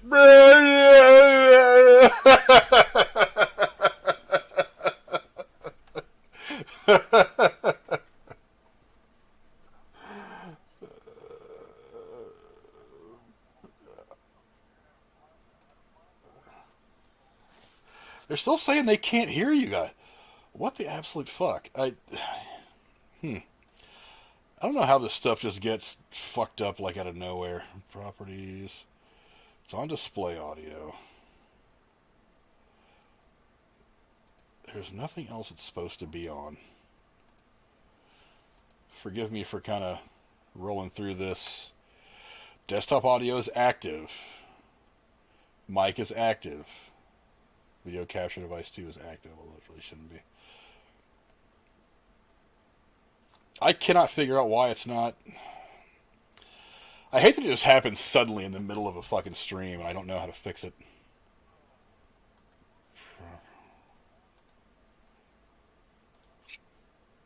Well, doesn't Discord There. and like Now, that is not the setting it's supposed to be on. wow. That is the weirdest shit. Oh, and your shit crashes all the time, and you get donated this much from Roach and Drew. Oh, wait. Oh, you want to hear the message, too? First off, thank you, Arus and Chu, for dropping another $50 donation. We very much appreciate you supporting the channel at that level, but his donation says, boot the Rose, and this is a start for a new computer. So, we all know whose side Aru is on. I wish I fuck up and get money. I'm not saying Frank's fucking up. It's just technical difficulties. Say difficulties. Difficulties. Well, let's move on to the next story before my computer completely fucking melts down. Jimmy Joyce, I'm not going to switch to Skype in the middle of a stream. It's something that I'll screw with maybe for the Thursday show, but right now I don't want to do it in the middle of the stream. It would ruin everything. Besides, I've only got 2 more stories I really want to get to, and this is the headier stuff, so I'm hoping that my computer holds out for both of them. So we will move on to the next story. And this one, I mean, because we were just talking about rich people doing stupid shit. Now we've got Ricky Martin. Ricky Martin is denying allegations that he engaged in an incestuous relationship after his nephew accused him of domestic violence. Marty Singer, an attorney for Martin, tells Entertainment Weekly that the claims are untrue and disgusting and will be dismissed as soon as it lands in front of a judge. Puerto Rican newspaper El Vocero reported that Martin and the accuser dated for 7 months, according to court documents obtained by the publication. Martin began the alleged harassment after refusing to accept the pair's separation. The petitioner's fears for his safety, reads the document, as reported by El Vocero. In June, the 50-year-old's former manager, Rebecca Drucker, filed a lawsuit in Los Angeles for over $3 million in unpaid commissions. Within the 15-page complaint was a reference to Drucker purportedly protecting him from a, quote, potentially career-ending allegation. So, I mean, take that as you will. You think Ricky Martin was diddling his own nephew for 7 months? I mean, because we just got done talking about Elon Musk, so this is not really the craziest thing you've ever heard, right? No, this is not. It's disgusting. Go ahead, Kyle. All I can say is, Lord, I hope not. I mean, it doesn't shock me anymore. I mean, gosh, with all these other sexual harassment from like people like Bill Cosby and all this, it really doesn't shock me anymore. I mean, the shit just gets worse and worse. Whether it's true or not, this is one of those like career-ending things. I mean, once you're accused of something like this, that's really hard to get that stink off of. I think it depends on how big your star is in Hollywood, though. Because, I mean, you gotta remember, fucking, what's his name? Weinstein was getting away with this shit for like 25, 30 years. Yeah. Well, like okay, in the article it says like this could be a career ending thing. What has he done since Living La Vida Loca?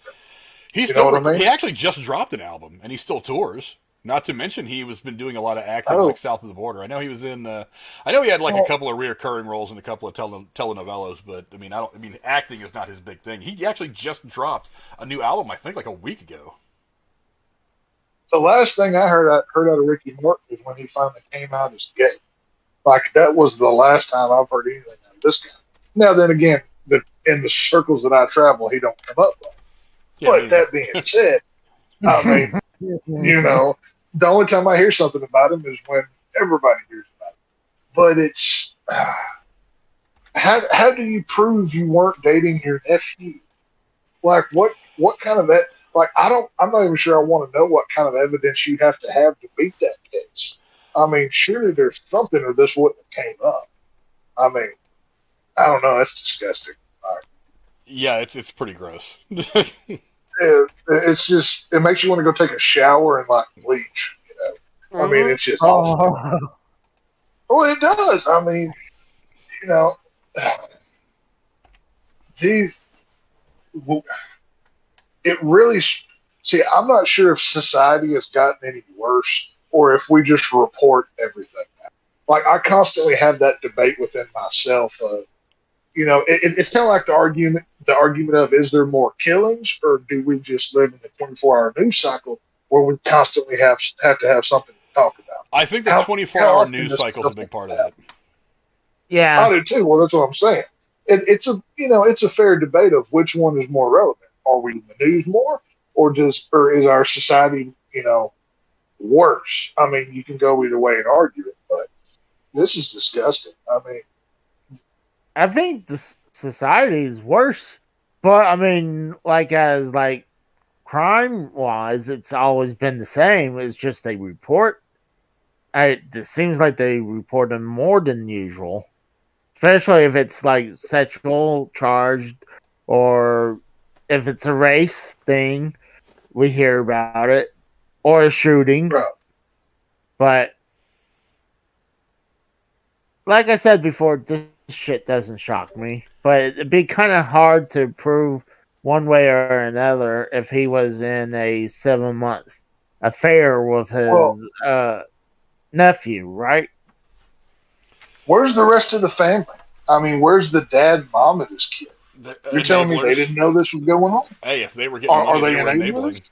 Possibly. I mean, that'd be my first question. Hey, mom and dad, how come you let your kids sleep with Uncle Ruth?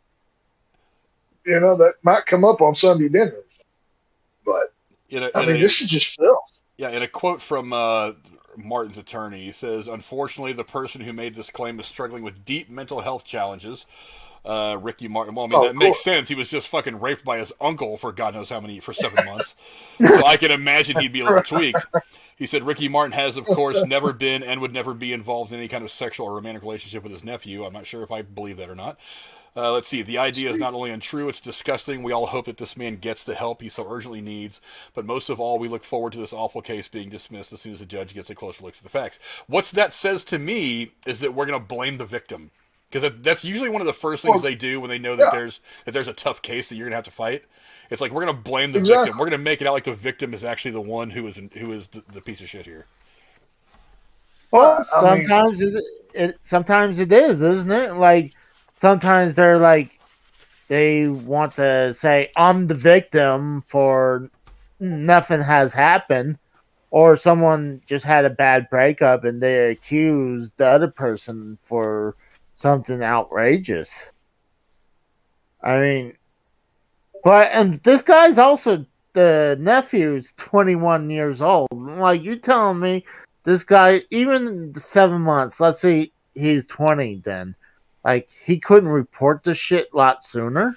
Well, it's not unusual if you're the victim of some kind of a thing like this, is that sometimes there's a great level of shame that comes with it, so they would rather not deal with the shame and just keep it to themselves. The problem is this thing can damage you very, very badly, so over time, you end up turning that hate and frustration and sadness inwards, and you end up hurting yourself. That's why a lot of these people end up committing suicide or something, or maybe even getting wrapped up in drugs to try to numb the pain, instead of actually admitting it and facing it, and going out there accusing somebody and starting that whole process because they feel like the shame of being a victim is worse than the attention for being a victim. You know what I mean? Yeah. Well, that makes sense. The exact same thing happened with the Harvey Weinstein thing. Once all these women started speaking out, what was the name of that actress? She was in the original. I think she was in. She was in the Grindhouse movie Planet Terror. Rose McGowan. Rose McGowan. Whenever Rose McGowan started speaking out about all that Weinstein stuff, they did the exact same thing to her. You're crazy. You're nuts. You're a blah blah blah. Whatever. If they're, it's just like you said. If they're not credible enough to give a testimony, then there's no case, unfortunately. And that's how so many of these rich guys get away with this nonsense, these perverts. And you hate to see it because it's true, and they're going to get away with it because when you've got enough money, you have no consequences, unfortunately, in this life. But I mean, I would just think, where's the family in this? That's my first and biggest question: where's the family? Like I said, cousin and aunt. Yeah, these people. Somebody like Ricky Martin can throw a shit ton of money at these people just to stay quiet, and not even say, "Here's $1 million." Don't say anything about me diddling your son in the pooter when we're in the pool house. No. It's just like it's like this thing we've been talking about with Ezra Miller off and on for the last couple of months. It's like you end up feeling not indebted, but it's like you're like, I can't keep my lifestyle unless I keep quiet about this. And eventually you're selling your own kid out for a Mercedes and for a nice house in Puerto Rico or some shit like that. It's fucking dumb. I don't get it. And look, and I've been saying it for a long time. I mean, after this Harvey Weinstein thing came out, it became such big news. Hollywood is a terrible fucking place. There's a reason. Oh, it is.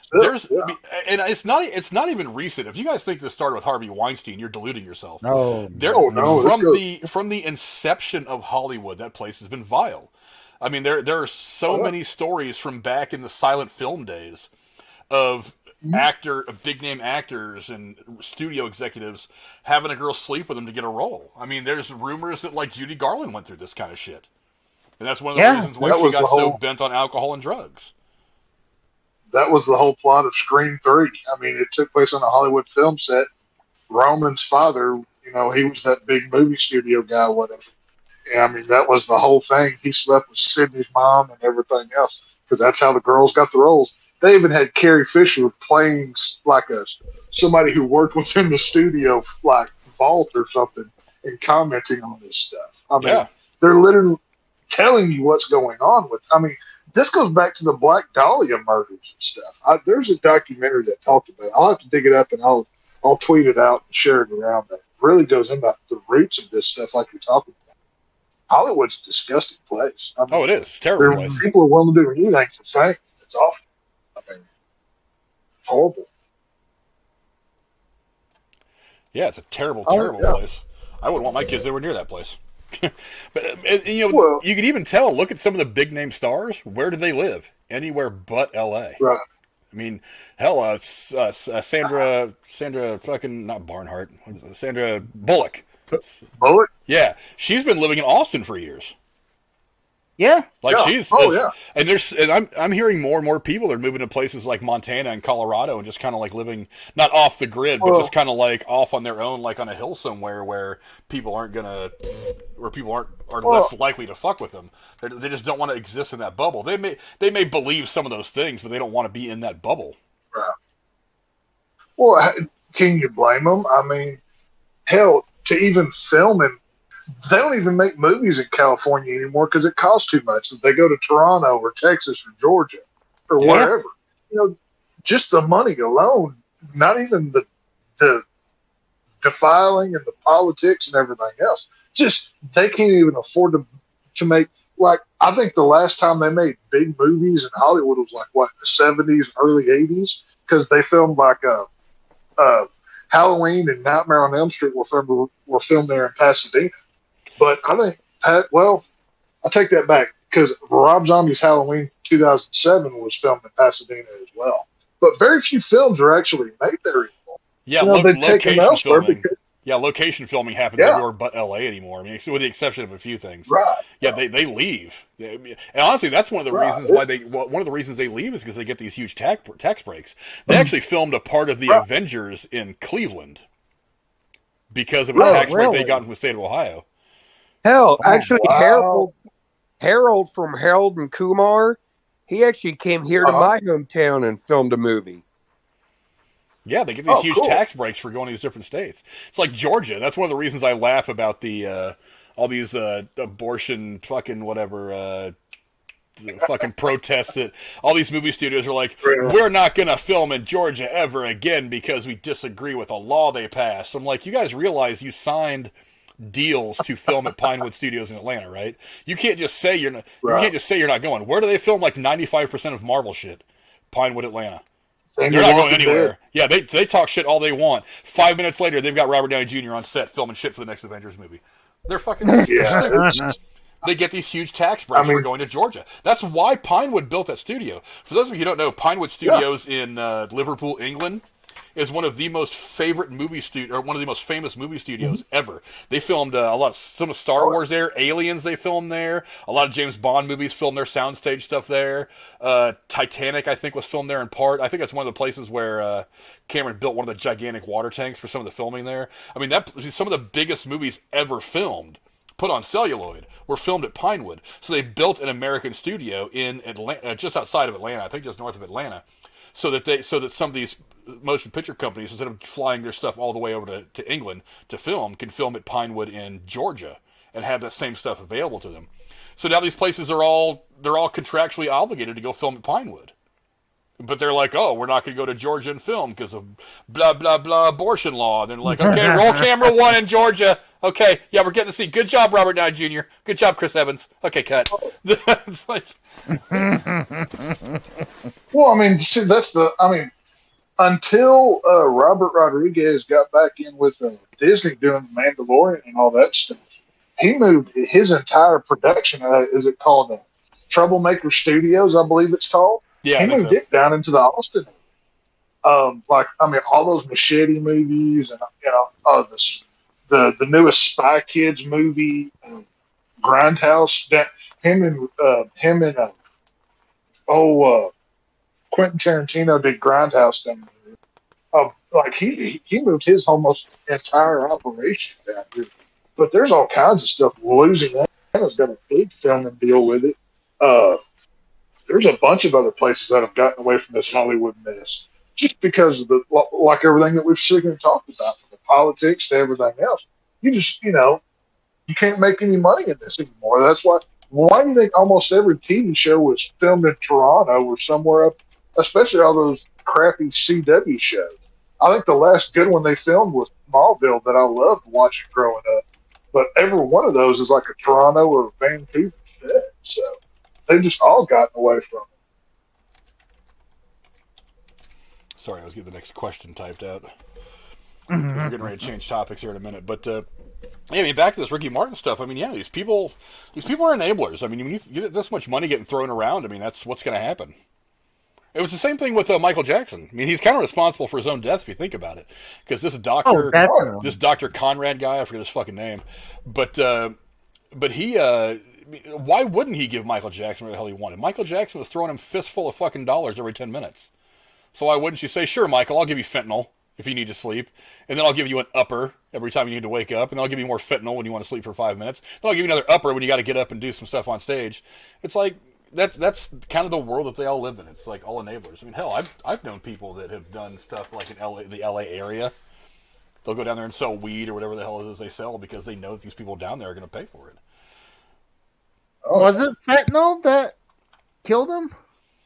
Was it? I think it was fentanyl, and I don't really remember off the top of my head, but that's kind of what it was. They gave him he was so whacked out on drugs he couldn't wake up or go to sleep without help.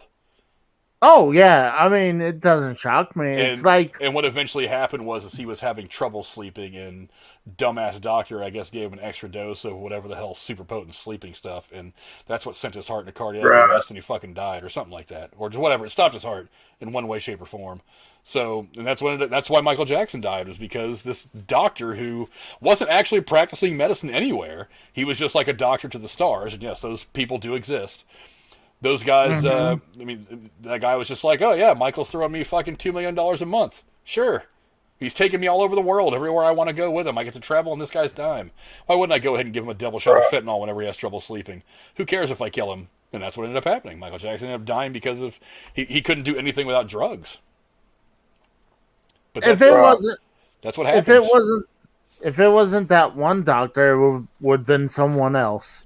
I mean, nowadays they're trying to tighten up with the drugs issues with the doctors. Like, they don't like to hand out the pain meds no more. You have to go to like pain doctors now to get like a pain meds, I believe. Right. So, I mean, rightfully so. I mean, how many more times do you need to get sued or charged with something before a law comes out about this? I mean, well, I mean, look at how many like singers. If y'all ever kind of want an insight, I mean, this is a different spectrum of this, but it's still kind of the same thing. Look up Aaron Lewis, Country Boy. It's a song, and he talks about going to Hollywood and signing the deal with the devil, and just kind of some of the insides of it. And it's pretty legit stuff. It's it's not a good place, and it really brings out the worst in a lot of people, because mostly good people don't want any part of that nonsense. But for a certain kind of person, it attracts the fame, and they can't help themselves. Yeah, they want those bright lights and their names on the billboard. They want to go up in Oscar night, give some virtue signaling speech about water in Africa, or some third world crap we've never heard of. So most people don't even know where Darfur is. I'll never forget. I never watched the Oscars, like the year, I guess it was 2019 when Joker came out, because I wanted Joaquin Phoenix to win, because I love DC Comics. And whenever he gets up there, I think he talked about some water nonsense somewhere. He was so unpassionate, like he couldn't even pretend, like he couldn't even fake it when he won the Oscar. I think some of these people will do shit like that just to. It's not virtue signaling to us as fans. It's signaling to the other people in their peer group to try to help them secure jobs. That's my take. Yeah, I could see that. Because you got to play along to get along in a place like Hollywood, and if you're not playing along, then you're not going to get that juicy role on CSI. You're not going to get that juicy role in an MCU film. You're not going to get that whatever role that you really want. They're going to give it to people who play along. So you got to play along to an extent to make sure you have just a career. once. Just once, I would love an actor that wins, best male, whatever. Get up there and say, "Well, I did it. I did it all on my own. Screw off. I'm the best," and hold up the trophy and walk away. And that's his whole Oscar. Just one person, just one time is all I need for this to happen. Probably not going. I want somebody to walk up there, grab that trophy, and be like, "Fuck you guys," just walk off stage. Well, the problem is, I guarantee you, the second they do that, they'll probably get the Will Smith treatment, where they're probably banned for a while. Hey, you know what? Fuck him. Who cares? Look, Will Smith isn't even officially I mean, he's banned on paper, but he can still get nominated and win, so it doesn't mean anything. Right. Yeah, fuck that. He just can't go to the parties. Yeah, they just kicked him officially out of the party. Yeah, he can't go. He can go to the other parties that are around it, which is where everybody else is going to go. He just can't go to the official Oscar-sponsored parties. There's 10 parties going on every fucking night in Beverly Hills or L.A. It's not like there's a back door to this party he can't sneak into. And on top of that, he just can't come in. Yeah, be honest. If he walked up there and was like, "Hey man, why don't you let me into this party?" Some Star Trek security guard who's probably fucking 20-something years old. You're like, "Oh, okay, Mr. Smith, right on his way." Maybe he slips him a couple $100. He's like, oh, Will Smith gave me a couple $100 living this party. Yeah. Everybody's got a price. Ted DiBiase said, everybody's got a price. But anyway, I care about what you guys think about all this. So go down in the comments below, let us know what you guys think about Ricky Martin possibly diddling his now 20-something-year-old nephew for 7 months. I don't think the article said how long ago this thing happened. I would imagine it was probably in the last few years. Still, I mean, even if it's in the past few years, I mean, a lot of times people won't report this shit until like someone else does the whistleblowing first. Well, we can kind of deductive reasoning figure out some dates. Late in the article, it says Drucker, who managed the pop star between 2014 and 2018, and again between 2020 and 2022. So you have to imagine it was in one of those dates. I would imagine it was between 2014 and 2018. Probably. But she insists that she owed millions of dollars in commission after she helped him navigate recording contracts, sponsorships, deals, and others professional endeavors like diddling his own nephew. So I'm guessing it happened probably between 2014 and 2018. Diddling his own nephew. Hey, you know what? I'm not going to sugarcoat it. I mean, if the guy did it, he did some pretty terrible fucking shit. So that's not good, Ricky Martin. And to think that when I was a kid, I would sing along to all the Menudo songs that came on TV.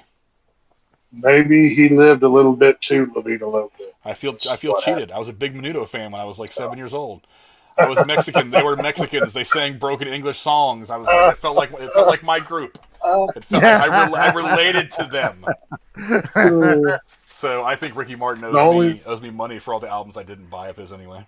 The only Menudo I've ever had was The Dish. I never sang one of their songs. Yeah, Drew says, incest is best. Ricky Martin, 2022. That'll be his next single. Yeah. That'll be a #1 hit. Probably. That'll be huge. It'll be all over Reagan. Probably. My Lord. But as always. Drew, I know you're drinking. How gone? How many sheets to the wind are we gone? Like, hit us up in the chat. I'm curious to see how far. He said he wasn't the DD tonight, so he's probably shirtless by now. So. While Drew tries to count the number of empty glasses and beer bottles that are next to his Barca lounger. I do want to preface this next story by saying this. It's not going to be a good story to talk about. I mean, you think the last couple have been kind of gross. This one's going to go to the next level. And this is our last official story of the night, and then we'll probably hang out for a little bit longer. As long as anybody wants to keep watching, we have stuff to talk about. But this next story, I'm about to put a poll in the chat. I would like you guys, before you vote, to hear the story out first. Because I'm going to take kind of a surprising stance on this one. Okay? So here we go. Like I said, do not vote on the poll until you've heard some of the facts, please, because this might change your mind. So, the story of a 10-year-old rape victim who was denied an abortion in Ohio and forced to travel to Indiana for the procedure has captured international headlines as one of the most shocking consequences of the Supreme Court's decision overturning Roe v. Wade. A 27-year-old man in Columbus, Ohio, was arrested Tuesday and charged in connection with the rape of a 10-year-old girl. The suspect, I'm not going to use his name, fuck him, is being held on $2 million bond. It should also be noted that he is an illegal immigrant from Guatemala. I almost said El Salvador. It's from Guatemala. Ohio is one of the last 11 states, including Texas, Oklahoma, and Missouri, severely restricting or banning abortions in the aftermath of the Supreme Court's decision, according to the Gustmacher Institute, a reproductive rights nonprofit. Ohio's law prohibits abortion when fetal cardiac activity can be detected at approximately 6 weeks gestation, and only makes exceptions for mothers whose life or health are at serious risk. I'm going to take issue with that here in just a minute. Dr. Aletha Akers, Vice President for Research at the Guttmacher Institute, I don't know why I put S in earlier, at the Guttmacher Institute, attributes the steep declines in innovations in contraceptive methods and increased contraceptive use. Fewer teens are also having sex and more delaying sex until they're older, blah, blah, blah, a bunch of other stuff. Here's what I'm going to say about this. For one, our governor here is a fuckstick. I would vote for a drunken, retarded, blind monkey with no arm and no legs who was just lobotomized before I would vote for this fucking guy again. He's never conservative. He's never conservative until he needs your vote. This guy's a fucking cuck. He's a political cuck. That's all this guy is. That's what he has been from the very beginning. Yeah. Honestly, the only reason he even signed this constitutional carry law is because he knows an election's only right around the corner. And he wants to try to get the he wants to try to get the vote. For one, thank you for allowing me to carry my gun without having to go through a whole course. I'm going to do it anyway, but thank you for allowing me. I'm still not going to fucking vote for you because you're a piece of shit. I mean, look, I don't really care that he was not friends with Donald Trump. A lot of people in the Republican Party weren't, and still aren't, and weren't from the very beginning. I totally get that shit. But my problem here, and this has been my view on abortion for the longest time. I think abortion is terrible. I mean, it's no secret. I'm not going to go into my details for it, but I don't like it.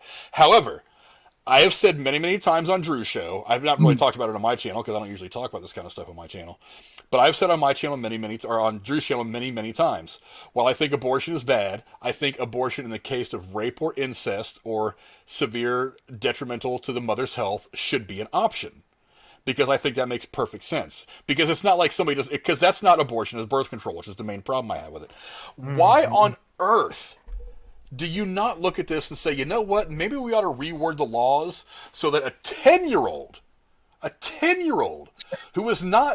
who people on my side of the aisle say aren't aware enough of themselves emotionally or physical to pick their own genders, to drive a car, to carry a gun. Why would you make them carry a child for full term and be a mother at 11? Isn't this exactly the kind of position that you should be in to say, hey, maybe abortion is a good idea? Not only that, it was the pregnancy was the result of a rape. So you're going to make this 10-year-old girl who is not at all mentally ready to be a parent, who is still trying to figure out how to read and write, be a mom, and deal with a rape and have a rape baby. That to me is fucking ridiculous. Now look, I'm not a fan of abortion. It's no secret. But again, I have said many, many, many times that there are certain cases where it should be an option. And this meets 2 of the 3 specific instances that I think abortion should be an option. Why in the fuck did this idiot, dumbass governor, Mike DeWine, who, by the way, his brother lives in the same town as me, why in the fuck does this woman have to take her 10-year-old daughter across state lines and open herself up to all kinds of legalities because you can't seem to figure out what every other Republican seems to have figured out, every other conservative seems to have figured out? That in this particular situation, an abortion should absolutely be an option, and not even just be an option. Because I'm against, like I said, I'm against abortion as birth control. I don't think abortion should be something that your insurance should have to cover. I consider it a cosmetic procedure, like a boob job or a nose job, unless certain criteria are met: rape, incest, health of the mother, that kind of thing. So it's like, why can this dumb shit not figure it out? Mike DeWine's a fucking moron. I don't know. Casey, let's go to you for your deep insight on abortions. After the last time we talked about this, I kind of changed my stand, and I totally agree with the way you go, because, I mean, I don't want to see babies killed. I mean, my first stance was, it's up to the woman. I mean, I wish the man would have a option, but I ultimately don't want no abortion. But for this case, if like a 10-year-old woman, girl getting raped is pregnant, I mean, that should have an option to let that kid to have abortion. I mean, are you like, this state can't be serious to already let this kid ruin its life because we gotta follow the law because it's outlawed now for abortions. So it's just crazy. So that's why I'm kind of shocked that abortions are actually getting outlawed. I mean, granted, I agree it should not be an option as a birth control because, I mean, that shouldn't be your plan Z. But it's a really touchy subject, really. But I totally agree with what you said, Frank. I don't know. Joe Compton, what do you think? Should this 10-year-old girl have been able to get an abortion without having to cross state lines and open her family up to legalities? Absolutely. But my ultimate question is, where was her mom and dad when all this shit was going down? Well, I mean, the girl was Why raped. weren't they stepping up, saying something, defending her? Well, I'm sure they probably have.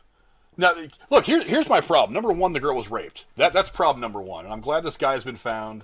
I'm hoping that he spends the rest of his life and a couple more lives in jail. So hopefully that guy gets dealt with by our legal system. Fingers crossed. I mean, I have no idea how that's going to work out. But I mean, a lot of it is because well, here's another place where some of the conservatives fucked up. Because this was such a weird case, a lot of people thought that it was fake. And that's part of it. That's one of the reasons why it got weird news coverage from weird angles, because a lot of people in the media were like, "Is this real?" Because this sounds exactly like the kind of weird shit that gets made up by the deep fake people or whatever it is. It just puts the troll and puts stupid shit on the internet. It does sound like a very weird situation, but as it turns out, this whole thing is very, very real. And thank you to Old School Gamer for subscribing. I very much appreciate it. But yeah, look, kids unfortunately get raped. They get sexually assaulted. That happens. I don't always want to go scream where were the parents, because sometimes it happens when the kid's at school. Sometimes it happens sadly often enough. We were just talking about Ricky Martin. These kinds of things happen to kids at the hands of some kind of a relative. It's not generally they're just walking over from school and they get dragged into a bush and bad things happen. So, I mean, like it apparently happened with this girl, because I don't think there's nothing in this story that I saw that this person had any connection to the family. Yeah, I'm just scrolling through it real quick. I don't think this person had any connection to the family. So this is one of those weird cases where it was just a opportunity for this person to do something terrible, and just happened to be that little girl that was there. Yeah, I can't find anything in this article that says that these two people were connected. Go ahead, Casey. I'm sorry. I was going to say, so they thinking this kid wasn't really raped or not really pregnant or what? Well, the idea was that because there were some very weird aspects of the story that are very unusual, that people were kind of like, we need to look into this and make sure it's true before we start reporting on it. But and once people started to confirm aspects of the story, they were like, okay, we're going to go ahead and report on it. I don't blame them for wanting to make sure they get the facts straight. My problem is, why don't they do that every time? And instead of on like one case here, one case there, why don't they do that every time before they jump on TV and start spewing bullshit? But yeah, I mean, it's like, look, the guy's going to do time. He's been arrested. He's set on $2 million bond. He's not going anywhere for a while. And he's probably not going to be looked upon very fondly once he does get to prison. So it's not like he's going to get a free ride. Oh yeah. But I mean, I don't know. Text help me make sense of all this. Well, I mean, I'm a father. I have daughters, and I've had to ask myself very similar questions to something along these lines. I mean, everybody knows my stance on this abortion stuff. I'm not for it. I don't like it. I think it's disgusting, and I think it's evil. But in the case of a rape or an incest, if that were one of my kids, what would I do? And I'm not going to sit here and say that I wouldn't take my daughter and have it done.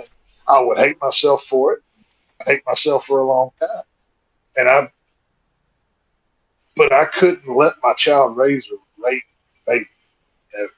But I think we're getting so lost. Well, before I even go into that, whoever this dude is, let's not put him in jail. Let's put him in handcuffs and tie him to a fence and give the dad or the daughter a 2x4 with nails in it, and turn him loose for about an hour, and let him go crazy on this guy. Whatever, if he wants to drag him behind a truck or light him on fire on one of Casey's plus signs, you can do whatever you want. Feel free. That's beside the point. The whole abortion thing, nobody likes it. Nobody, whether you're pro, against, whatever it may be. But if it were one of my girls, I would probably have to take it take them and have it done. Because I'm not going to let my child raise a child.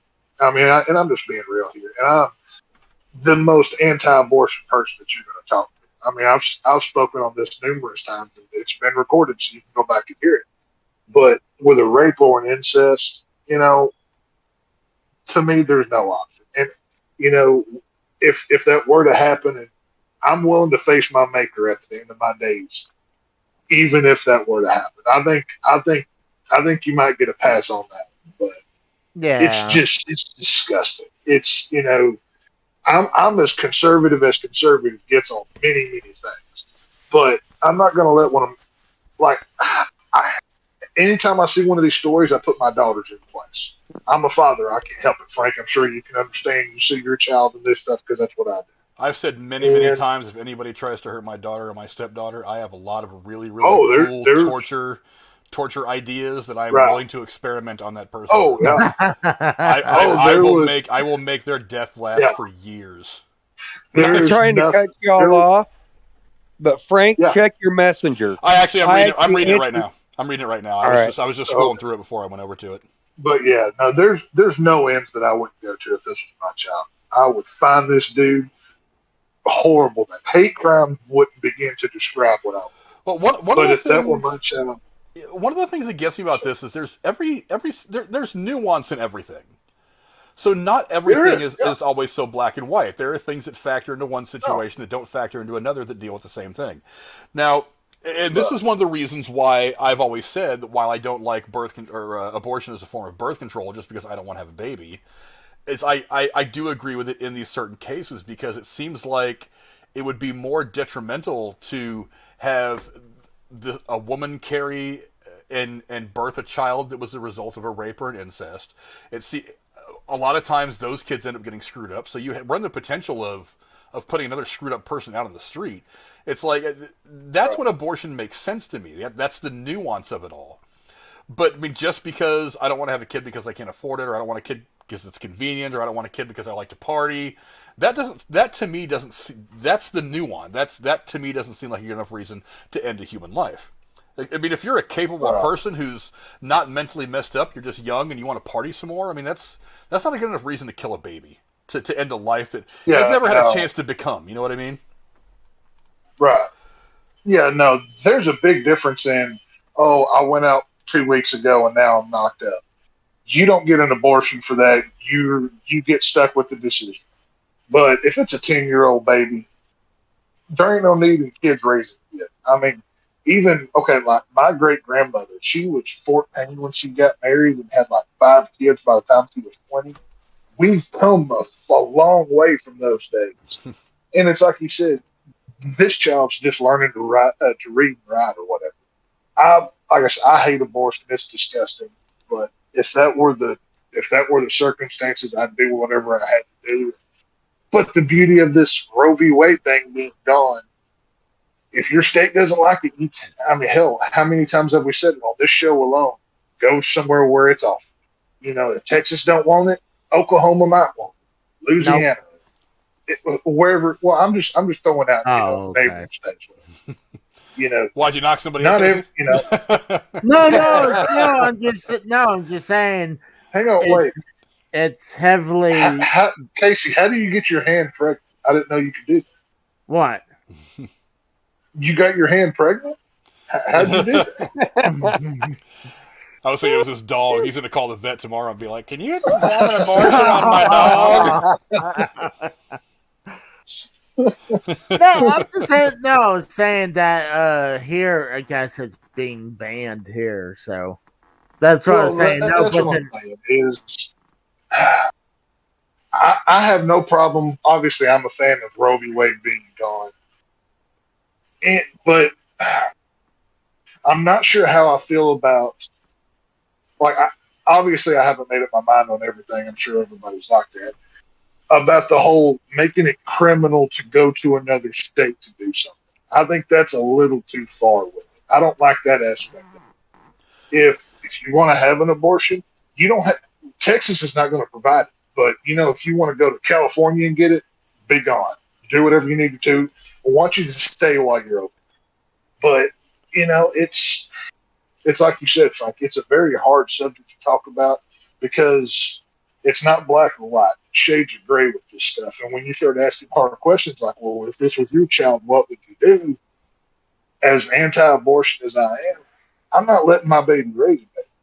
Not till you're married off and gone with your husband, and then you bring me home for grandkids. Oh yeah. But, I mean, it's not easy to talk about because it's just like gun laws and politics. There's no right answer.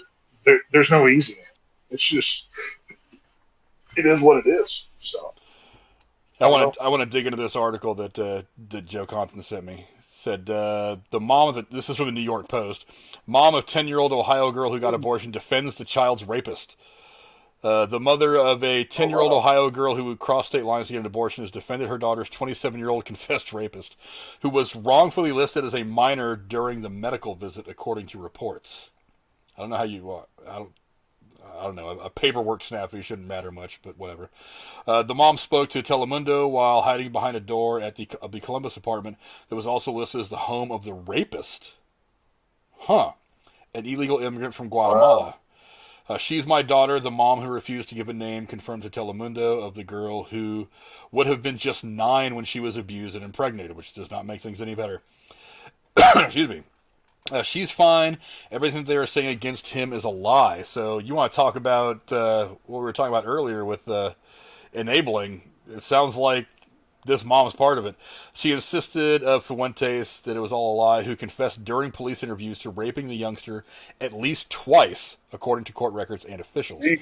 The defensive mom, who hid her face when speaking to Telemundo in Spanish, insisted that she had not been the one to file charges against her young daughter's abuser. They would not need the parent to file charges against the abuser for that. If they get the evidence, they're going to do it themselves. The shocking case came to light when the girl was taken across state lines to terminate the pregnancy in Indiana on June 30th. With President Biden highlighting it as proof of the evils of anti-abortion legislation, saying, "Blah, blah, blah, blah, blah." However, despite Fuentes being 27, the person listed as getting the girl pregnant was described as a minor in the report. Her abortion is sent to authorities. According to Fox News Digital, which obtained a copy. Dr. Caitlin Bernard listed the rapist as being approximately 17 in her official filing to the Indiana Department of Health. I don't think that should matter. Because the kid was 9. I don't...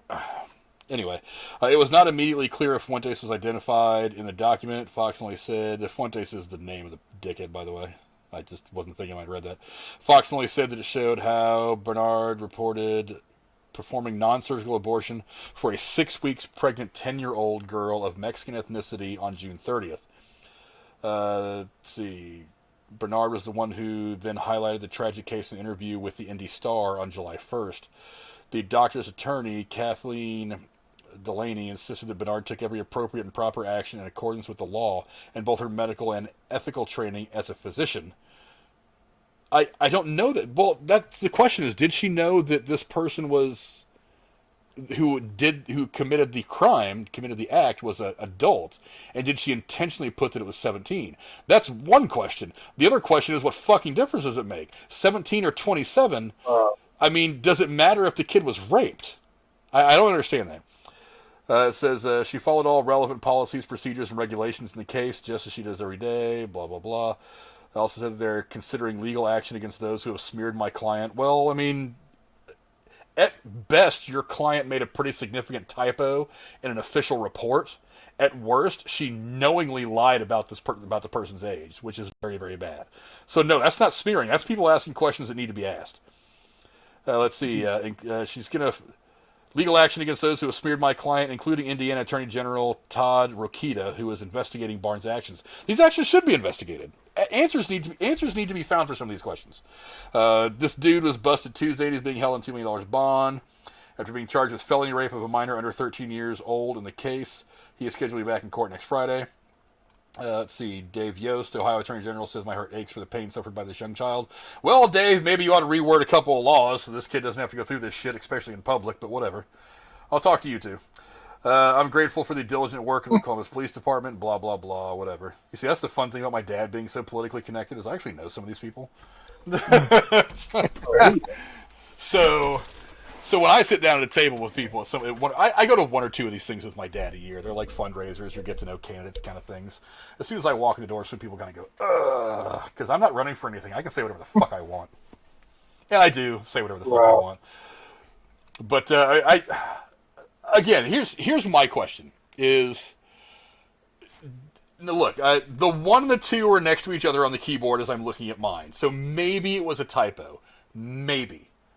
But I need to know. Because if it was a typo, then no harm done. We know now that this person, we know now their actual age. They're already in jail. They're going to be put on trial for this terrible act. That's fine. But if she went in there and intentionally did it, that's major ethical problems. That's filing a false report. I mean, this doctor's going to get disbarred. Or not, well, let's don't call it disbarred. It's going to be, I don't know, do you disbar doctors? I need to disbar attorneys. I don't know. But, yeah, I mean, this person's ability to practice medicine is going to be taken away. So that's kind of the first question I need. The second question I need is it the state of Ohio? Why the fuck didn't you just let this girl get the abortion? I mean, this is kind of like, I don't want to say it's perfect, but I mean, of all the instances where you might say, you know what, maybe we need to go ahead and put this option on the table, you figure it'd be this one. I mean, what else do you have to do? I don't know. What do you think, Joe? Since you sent me that article, what do you think about the stuff that I just put out there? Honestly, when I skimmed through that before I sent it to you, I was straight up appalled at all of it. I mean, even the mom defending the rapist. I mean, how fucked up can that be? Well, that makes me wonder if I don't know that she was in on it, but maybe she was dating the guy, or maybe she was harboring him when he came over here illegally from Guatemala. Maybe she had something to do with it. I don't know.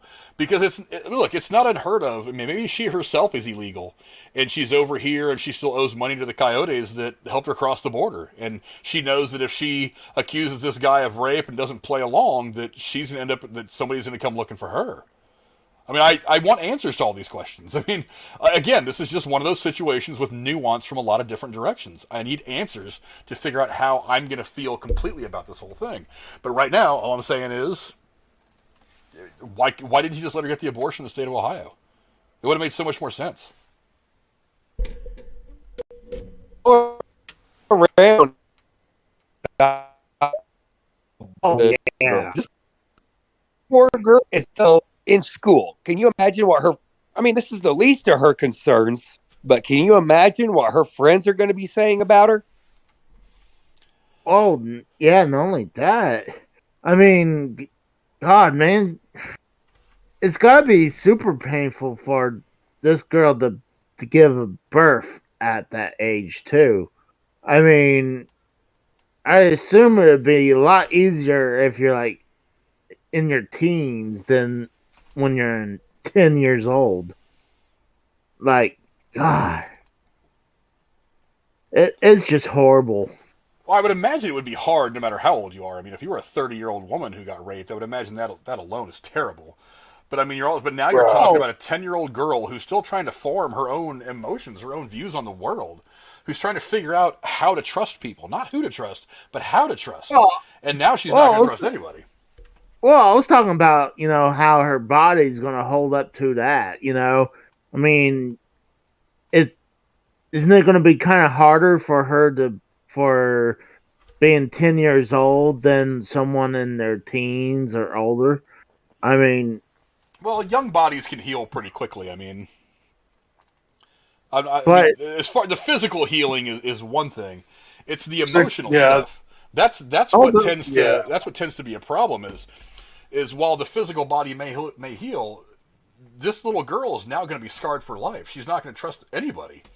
I mean, if she was aware of the situation as I've read some of this stuff to you, she would know that her mom's backing the guy that raped her. She was raped by a guy. She had to go get an abortion. Now she's at the center of this whole news story that she has no idea how to comprehend any of it.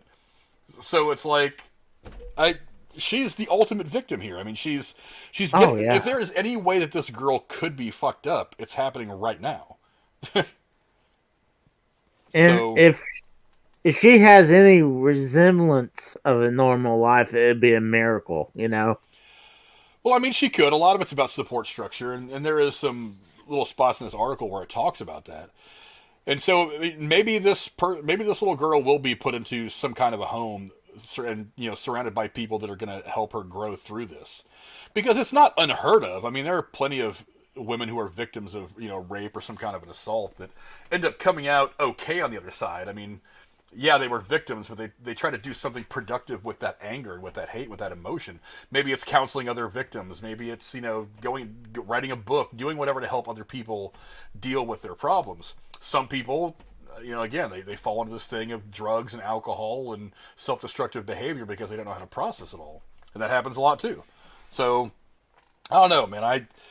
I'm disappointed in the state of Ohio for not coming to bat for this little girl the way they should have. One of the things that gets me is when I was looking up the Ohio state law a couple of days ago, trying to do some reading about this, the Roe versus Wade being overturned by the Supreme Court didn't automatically change anything at the state level, at least not for all states. So basically, because that whole thing happened fairly recently, just a few weeks ago, they haven't really had a chance to put in place specific wordings of laws regarding abortions, because it's really only just happened. It takes time to push this stuff, even through like a state legislature, to try to reword laws or do whatever. Well, you know what I mean? There were some states. I mean, the day that Roe v. Wade went down, Texas was already putting bills in place, defunding Planned Parenthoods, everything else. So some states were very proactive with it. But remember Ohio being one of those states. Obviously I didn't hear that, but it's like I said, this is a touchy subject, and this is one of those topics that a lot of people deal in extremes on in stuff like this. Now, I would make for sure this is it's like you started this with. Is this a real news story? It's kind of because unfortunately people use propaganda to get an agenda over. If this is a confirmed, real deal, actual legit story, this is one situation that unfortunately, I hate to side with abortion on anything, but this child can't have that. I mean, whatever needs to be done has to be done, unfortunately. And, there's just no way around it. I mean, take care of the kid. I'm interested. Aren't we not worried about the children, I mean, we should be. I mean, that's one of the reasons why I think if they should have allowed this abortion to happen here in the state of Ohio, because I do care about that kid. I think it would be a positive to this kid having a better chance to grow up and not be screwed up after being raped, because you can't undo the rape, unfortunately. But neither do you want to saddle this 10-year-old girl with a child of a rape. But there's some other things in this article I find interesting. It said childbearing in early adolescence, when children are typically 10 through 14 years old, is exceedingly rare in the United States. In 2020, according to the most recent available data from the Centers for Disease Control and Prevention, more than 1,700 infants were born to girls ages 10 through 14. That's an alarming number in itself, accounting for less than 0.5% of all births nationwide. God, that's still a big number, though. I wonder how many. I wonder what number of those are from rape or incest. It doesn't break down that 1,700 infants, but I'm curious. Wasn't it? I don't remember the exact figure, but like of all the abortions, rape or incest is not even 1%. I believe. I would have to find the exact statistic. Oh, I've read that too. And that's from Planned Parenthood's own numbers. Right. You can go on Planned Parenthood's website right now. Since they're a nonprofit, they have to, by law, disclose all of their financials. And you can go down there and it'll tell you how much money comes from abortion, how much money comes from the government, how much money comes from advertising, or from all the different ways that a company can make money, like owning property and things like that. And they break down a lot of that. Now, they're very vague about spots of it, but they do break it down. Right.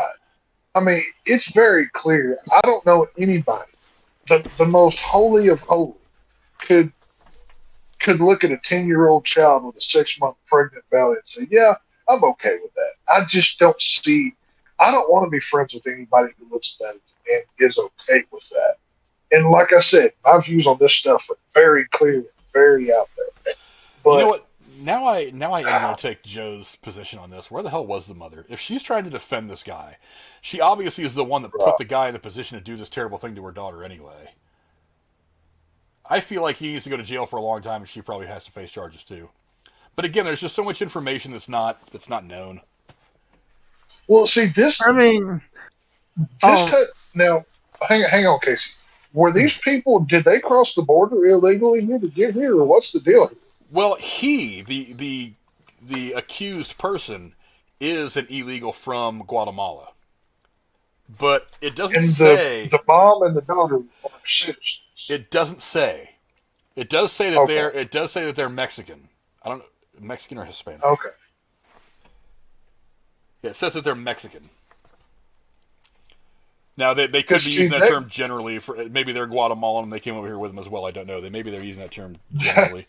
But that gives a whole credence to that shut down the border and building a wall way more than anything else.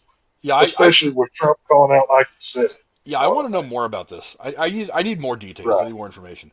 It does say, but younger adolescents receive abortion at a higher rate than any other age group. 850 abortions per 1,000 live births, according to the CDC.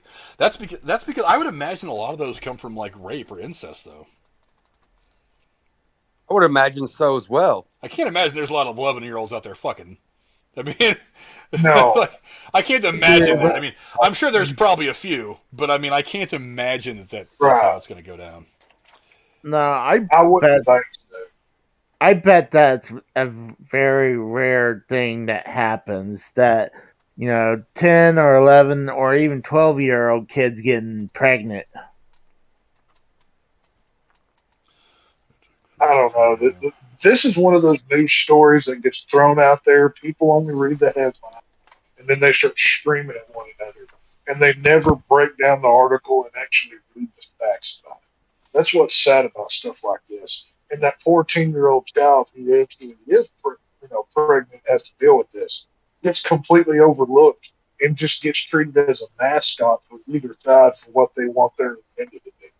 This is one of those stories, and it's so sad and disgusting that, I mean, this little girl's, like we said on here, already been through the trauma of a rape. Now she has everybody in the country knowing about this nonsense, and it's not helping her one bit. I mean, if we're going to save the children, well, somebody help this 10-year-old child. I mean, plain and simple. It's just sad. Yeah, I really want. What's sad is I don't think a lot more information about this case is going to come out. I mean, I'm going to try to pay some attention to it just out of curiosity, but I have a feeling that that it's going to be found that the woman and her 10-year-old are probably they're probably here illegally as well. All I know is I want this guy to spend a long time in prison. That's all I know. No, I don't want him. I don't want him alive. I want him killed as painfully as possible. I want him stretched, quartered, burned like a witch, do all the above. There's no reason to fill the prisons on this stuff. If you're a rapist and abuser, we just take you out back and put 2 in the back of your company, boy. You're done. Like, hell with you. That's disgusting. Yeah, hopefully they throw this guy in the deepest pit of whatever fucking prison they decide to I hope so.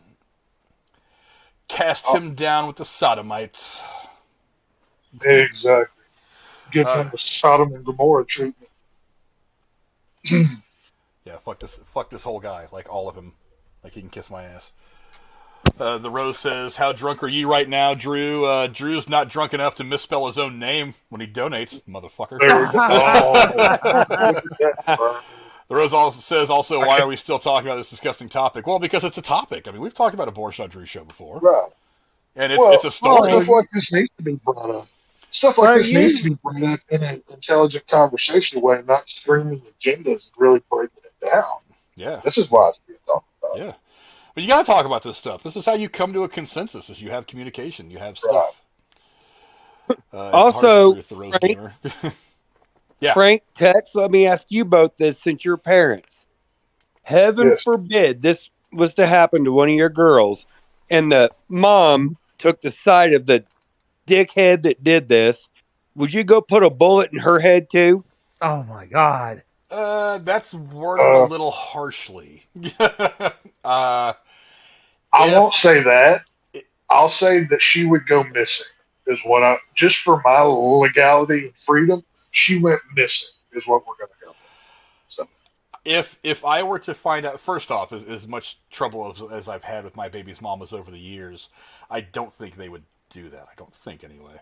But the reality is, if I found out that they knew something about something that happened to one of my children, that they enabled it in some way, maybe didn't know about it as it was happening, but maybe found out about it and did not tell me, that person would not be in my good graces. I'll say that I would not be happy with them. again, saying that I would shoot them is a bit much, but I would not be No, I would you would not be never. fond. I would not be fond of that person. You would never harm them. They would just be on an episode of Unsolved Mysteries for just that. One day. I mean, they just boof. Who knows what happened? They Hey, went for a pack of cigarettes. So it's all good. I once heard a line in a movie. An unfortunate thing happened. He fell on a knife 7 times. He was accident prone. We all know it. He fell on a Yeah, knife 7 times.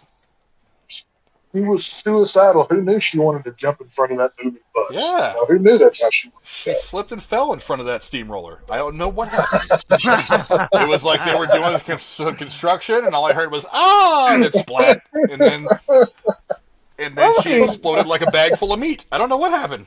Yeah, yeah. Hold on. Accidents like that could happen. It's not like Hey, putting like a life chain, is crazy. like putting someone with concrete shoes and put them in the Well, lake. But like getting someone getting steamrolled, I mean, it's possible that could have been an accident. well, people fall into wood chippers all the time. Oh yeah, Maybe they're up there doing yard work. They just trip. people. Unfortunately, the wood chipper ate everything, so there's really no evidence. Yeah, people slip and fall in front of their lawnmowers when they're still moving all the time. Crazy things happen when you're out mowing your yard. There's ways around this. Yeah. There's life happens.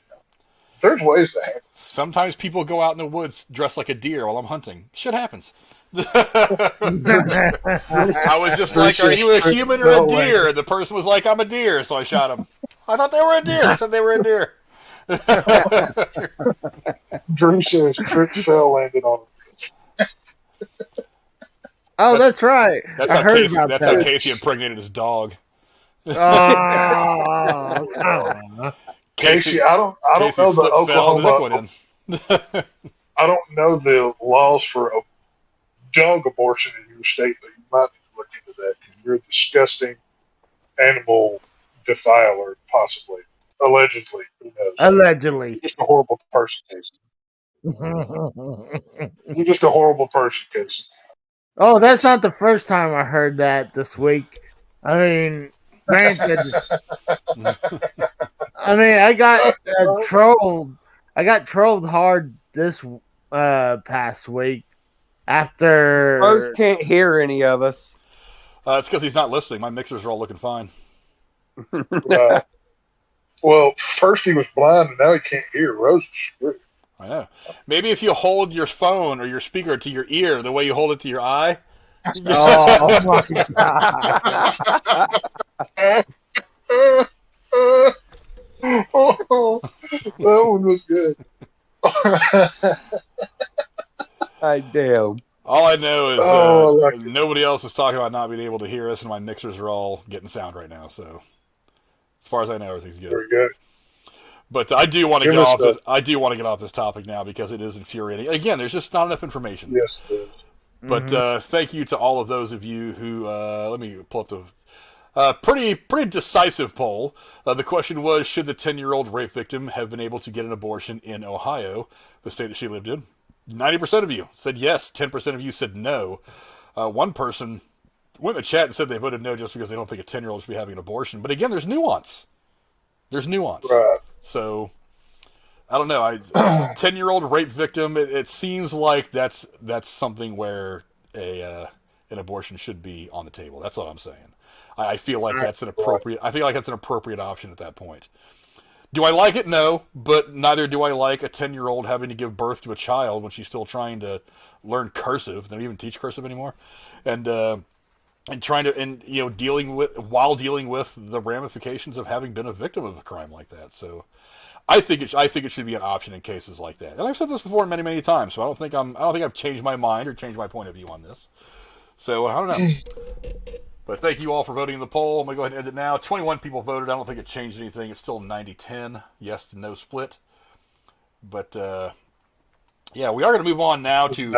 I don't have a graphic for this, but some of the news that was breaking earlier today that I meant to get to at the beginning of the show, and it got kind of lost, is there was unfortunately another shooting, this time in a shopping mall in Indiana just south of Indianapolis. Let's see. This coming from the Washington Examiner. 4 dead, several wounded in a mass shooting at Indiana shopping mall. I love how every time a gun is fired nowadays, they call it a mass shooting. 4 people were killed and 2 were wounded in a mass shooting at a shopping mall just south of Indianapolis Sunday evening, which ended when an armed Good Samaritan took out the gunman. So good guys with guns do stop bad guys with guns. Law enforcement was called to the Greenwood Park Mall in Greenwood, Indiana, just after 6 p.m. Eastern Standard Time to respond to reports of an active shooter. Locals in the scene began tweeting around the time about sounds of gunfire, because that's exactly what I'm going to do when gunfire starts, is go to Twitter, and told reporters outside that chaos ensued as soon as the suspect began shooting, with panicked shoppers racing in different directions searching for cover. One of the dead is the suspected shooter, whose name, up to this point that I have found, has not been identified yet. Not that I care anyway. He's dead. That's all that matters. Greenwood Police Department Chief Jim Eisen confirmed to reporters at the scene. The suspect entered the mall with a rifle and several magazines of ammunition and began firing in the food court. He was taken out by an armed civilian who shot the man dead. The suspect's death makes the death toll 4. So of the 4 people dead, the suspect is one of them. So 3 civilian victims and 1 bad guy who has had his subscription to life canceled permanently. The only 3 were killed by the suspect. Witnesses reported to local journalists that they heard somewhere in the vicinity of 20 to 30 gunshots during the attempted massacre. Authorities are currently searching for any other victims, but they believe the shooting did not occur beyond the food court. They also obtained a suspicious backpack in the bathroom near the food court, though they had yet to confirm if it belonged to the shooter. Investigators could not yet offer a motive for the shooting. Well, usually in the initial 12 to 24 hours, you're not easily going to find that. With the situation still unfolding, the Indianapolis Metro Police Department tweeted that it was assisting the Greenwood Police Department in responding to the shooting and cautioned those reading to please avoid sharing misinformation on social media until they confirm details, meaning the authorities confirm details. Greenwood is an Indiana suburb located south of Indianapolis. It has a population of about 60,000 people, and the story has not updated in the last several minutes that I know of. Yeah, I can actually say I have been to that mall countless times. That's actually where I got my PS4 from that I have. Well, how come you weren't there today to take down the bad guy, Joe Compton, Mr. Soldier Boy over here? You could have solved all this with that American flag tattoo and flexed on him. He would have been done for. Oh, yeah. Where were you at? Where was I at? I was at my cousin's house. It is his son's birthday today, so. And so you were joining the hee-haw gang instead of saving the American lives. Good job. No. No, I'm playing. Go ahead. But yeah, I found out about that while I was at his son's birthday party they had. And first thing that my reserve unit did was get accountability. Probably because since we're local to the area where this happened, they wanted to make sure that none of us were there or the victim. But first thing I did was text my team leader asking, are we going up? Are we going up? Are we going to go assist? I was all amped up. I was ready. I mean, adrenaline overload. I about hopped in my truck and went up. Well, see, that's the thing. I mean, and it's like Drew put in the comment section a minute ago. He said, so basically the story won't be talking about. Of course it won't be because it was a low body count one. Obviously, rest in peace to the victims and their families, our sympathies, but it's a low body count and a good guy with a gun stopped him before it could get worse. So these are the ones that you don't hear about, just like that church shooting here in Texas a couple of years ago, where some dude walked in shooting the Oh place up, yeah. and the guy pulled his gun out and pop, pop, just like it was nothing. These are the stories that you don't hear about because stuff like this proves somebody who's trained, knows what they're doing, is responsible, can handle something like this. I've said it for years and I'll keep saying it until everybody finally freaking gets on board. But an armed society is a polite society. And you're a lot less likely to go pull this nonsense if you know there's somebody in there that's better than you with their piece than you are, and they're here to stop you, not let you do your nonsense. It's just so stupid. These shootings are never going to go away. Just like drunk driving deaths are never going to go away, or anything else. And until, I mean, it's unfortunate, but it's a fact of life. It's a, if you're armed, you're more likely to be prepared. I forget who said it. Insane Robot said, please, people carry your gun, protect yourselves. Well, obviously only carry the gun if you A, qualified, B, capable of pulling the trigger on somebody who's doing bad things, and C, you're responsible and you know what you're doing with it. I don't want somebody who didn't have one to have one. Make sure you're qualified and properly handle things. And I'm not talking through the legal route to take your rights away, but you know how to operate it, you know how to work the thing. But these shootings, they happen every day. And it's like, Frank, you said at the beginning of this, we need to stop using the term mass shooter or school shooter unless it actually is one of these things. Because people just get into a fuss and, we got to take away this gun and that gun. When in reality, they don't know what the hell they're talking about. Well, then, I got a question. Then what's qualifies as a mass shooting? That's the question. At this Right. point, it's anytime a gun is fired. It's like, so now they're trying to say, well, it's they more keep than changing the definition. Yeah, it's like if more than 3 or 4 people are hit. Well, it's like most gang shootings. There's going to be more than 3 or 4 people Right. hit. That doesn't necessarily make it a mass shooting. If in a drug deal gone bad, you can have 10 or 12 dead bodies. I mean, they would have called the Valentine's Day massacre back in Chicago in 1930, whatever. They would have called that a mass shooting, even though it was clearly a fucking hit put on by the mob. But they would have called that a mass shooting. Right. Now, let me add a caveat to this story, too. Since I live so close, I found this out.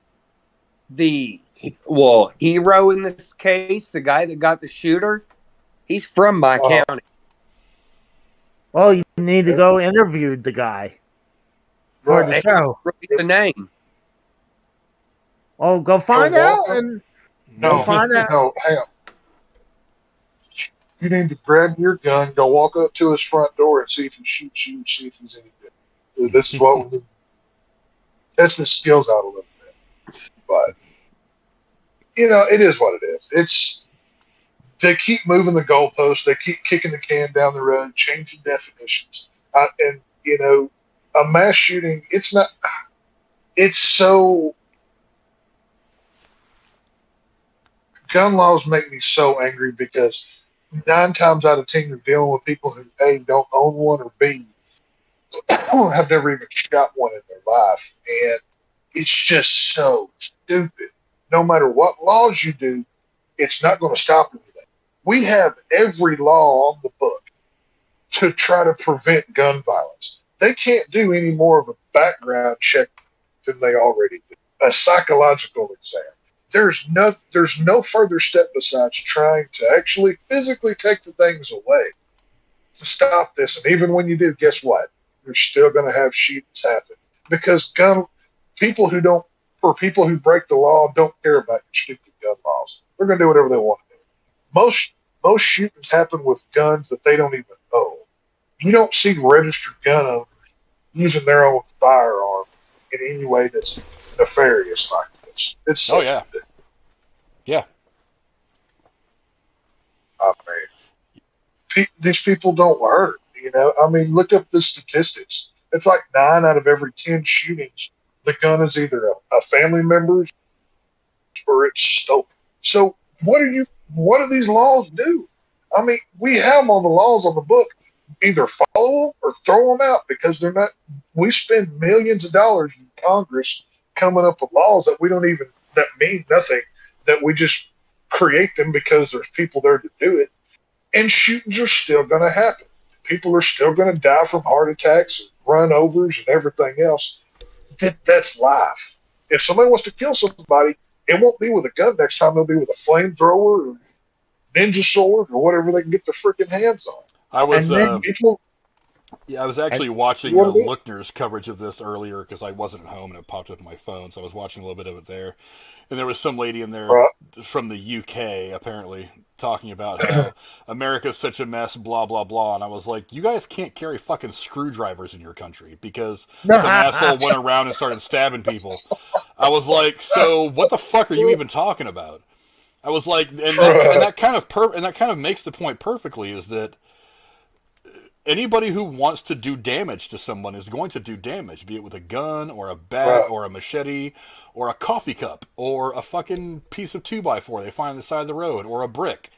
I mean, anybody who wants to do harm or damage to another person or to property is going to do it. So you have to get to the people. The people are the root of the problem. People are always the root of problems.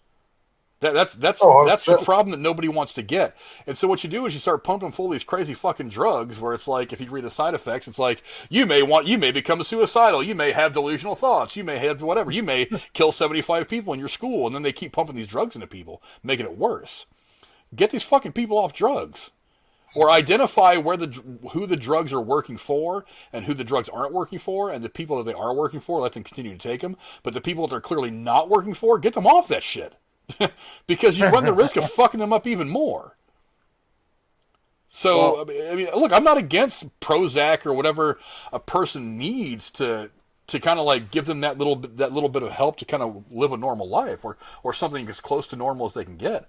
But it's like, not everybody needs to be on fucking Ritalin. Not everybody needs to be on fucking whatever drugs you're pumping into people, especially when they're fucking kids. If you have a teen at the end of your age, you're already going to be an emotional fucking wreck because you're still trying to deal with your emotions.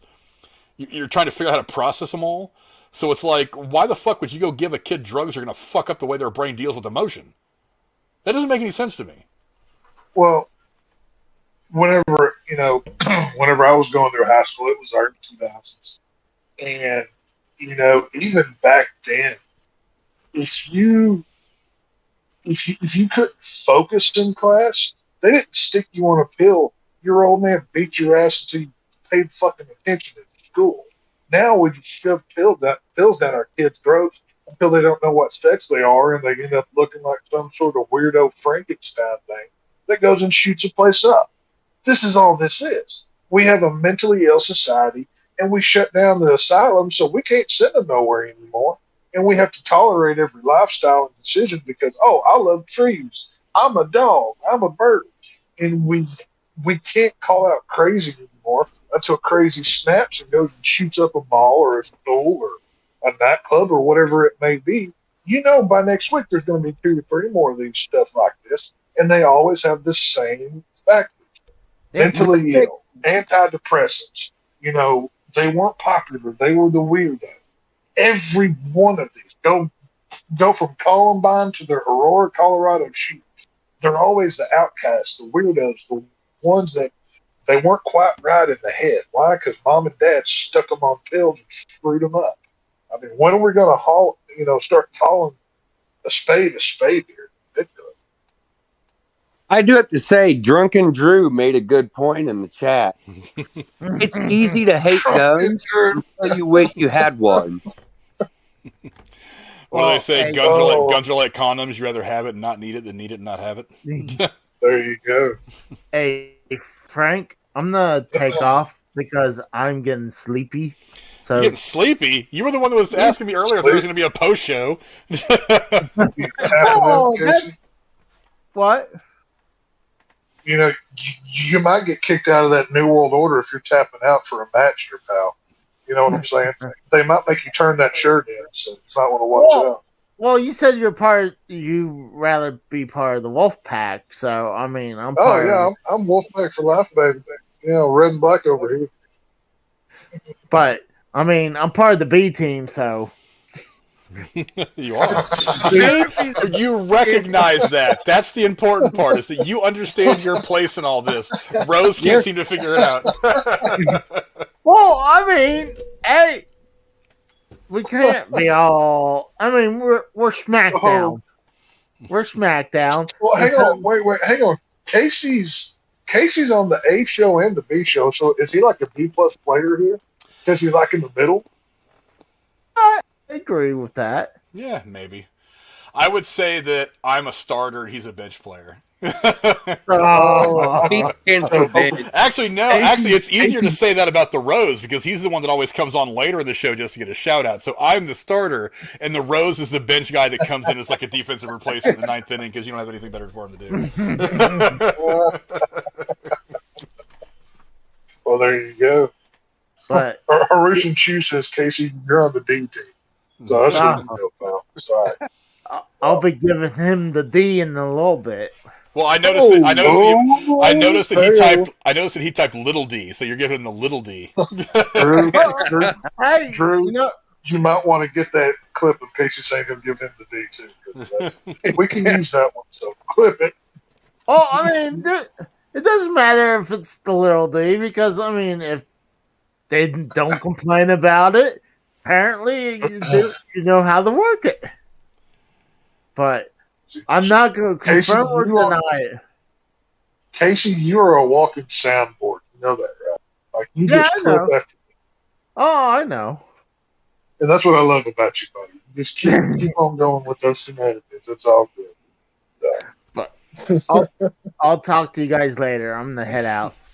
I'll catch you later on, See ya, Casey. man. Thanks for See hanging you out with us, guys. brother. See ya. Now the cameras are all going to be a fucking mess. Yeah, Make sure like you- I tried to turn mine on, but it doesn't even pop up on the show. Skype's or Discord's being a butthole. I think at some point Oh, what this week I'm going to have to fuck around with Skype a little bit and try to make it work. Maybe reach out to Drew and see how he does it. Because I've only ever tried Skype like once, like really early on, and I haven't messed with it since. So I'm gonna have to get with Drew and see if he can walk me through how to put all that shit up there. Because I know it's done differently. I know it's done differently than Discord. But anyway, Make sure y'all go watch Casey is Raw. Subscribe to his, or unsubscribe to his shit. You don't need to be subscribed to it. Yeah, yeah, he didn't get his normal plug-in. So Casey is wrong. Go check. He's got cool stuff up there. actually the cameras kind of work themselves out. Not bad. I'll take it. Casey's a good sport. So let's if you haven't subscribed to him, go hit him up on YouTube over there. So y'all check it out. And Rose, Casey is Raw. you don't have to check out Rose's channel. There's not much on that, so you can just avoid that one. It's all good. Yeah, he may be a dullard, but he's our dullard. And we're gonna defend him, damn it. Oh, we can make fun of him. Yeah. Y'all don't get that right. He's we one can of do us. what we want. He's one of us. We're gonna circle the Right. wagons and wander him if we need to. Damn it. And we've already talked about the kind of things we want to do to people we don't like. So take that as a warning. Right.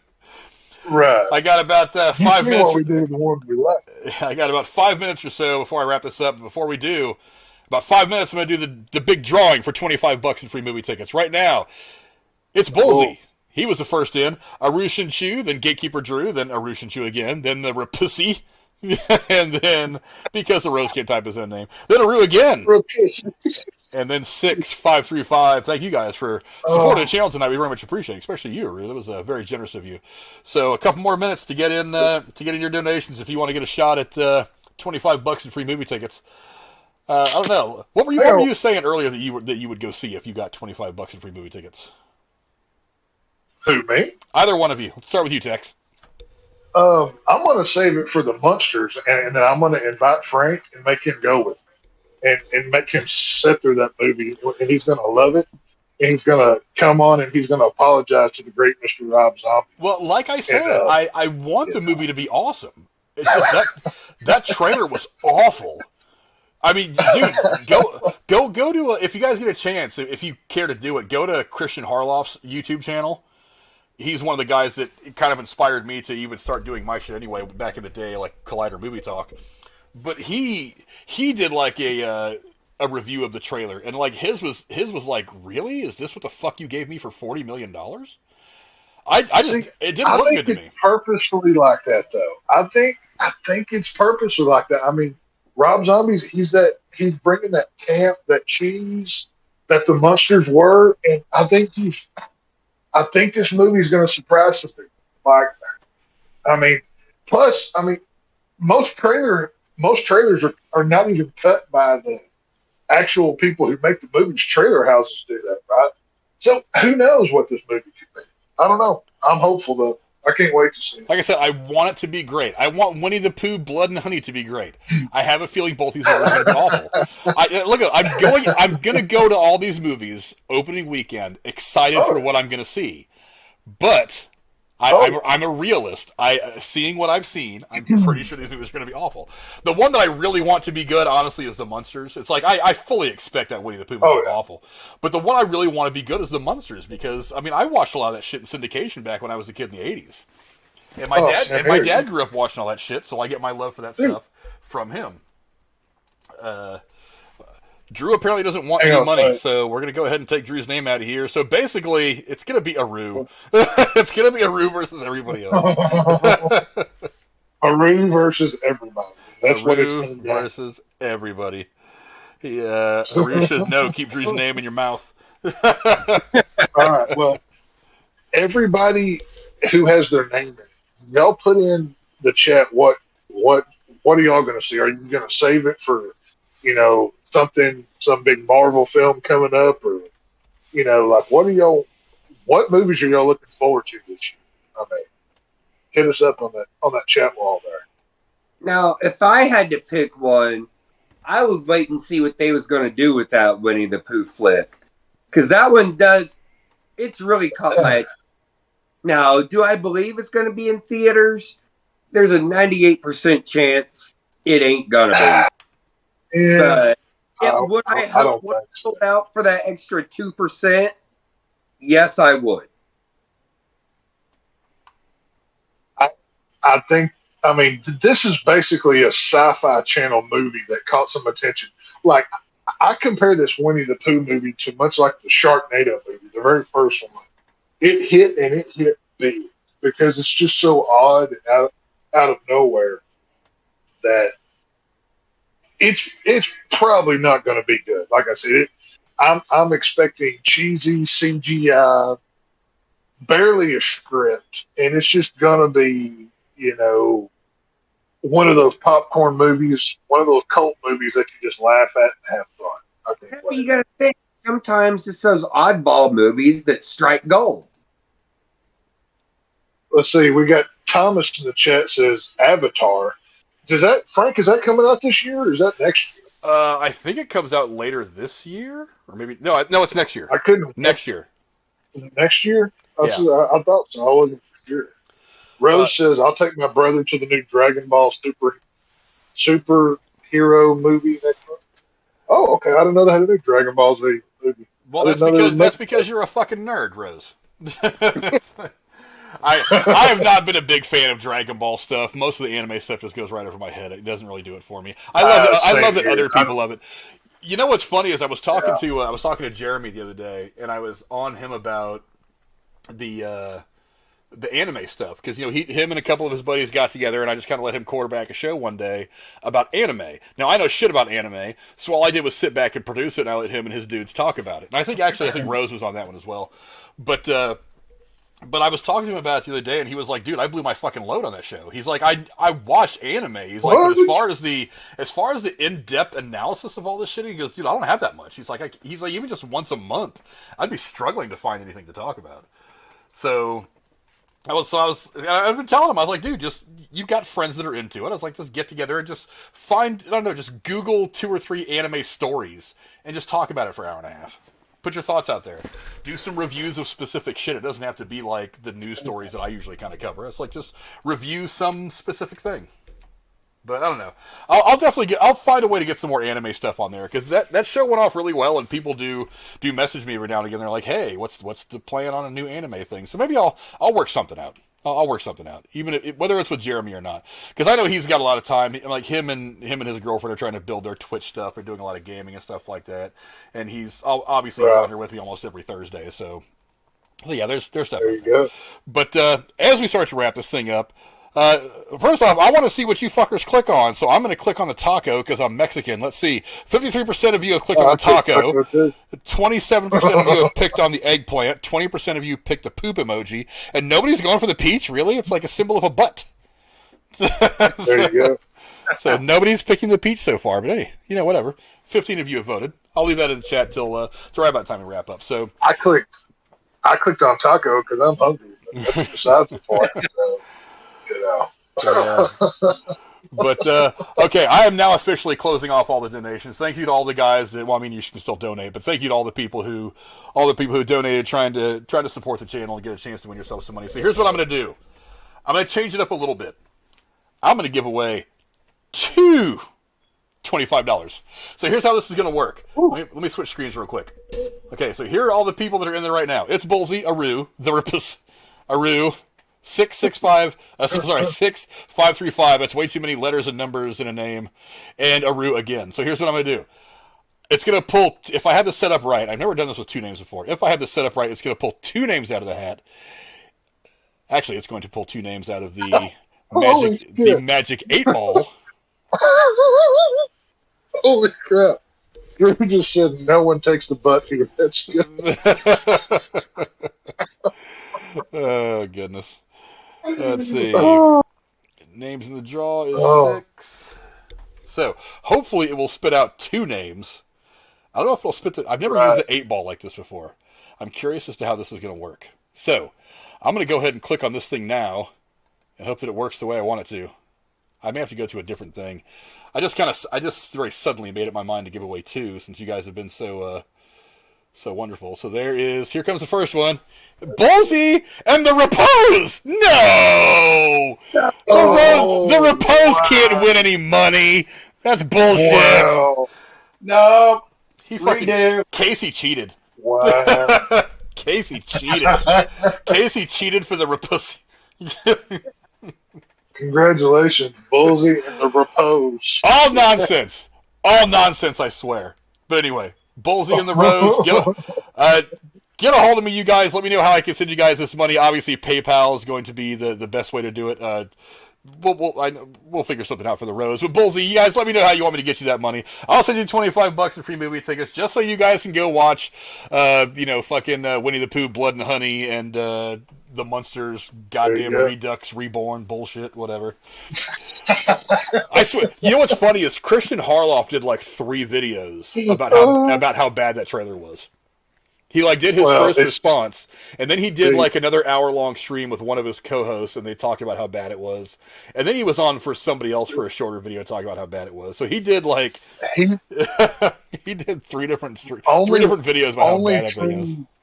Only true Rob Zombie fans like myself who are unapologetic about it can appreciate it. All you uninitiated folks just don't understand.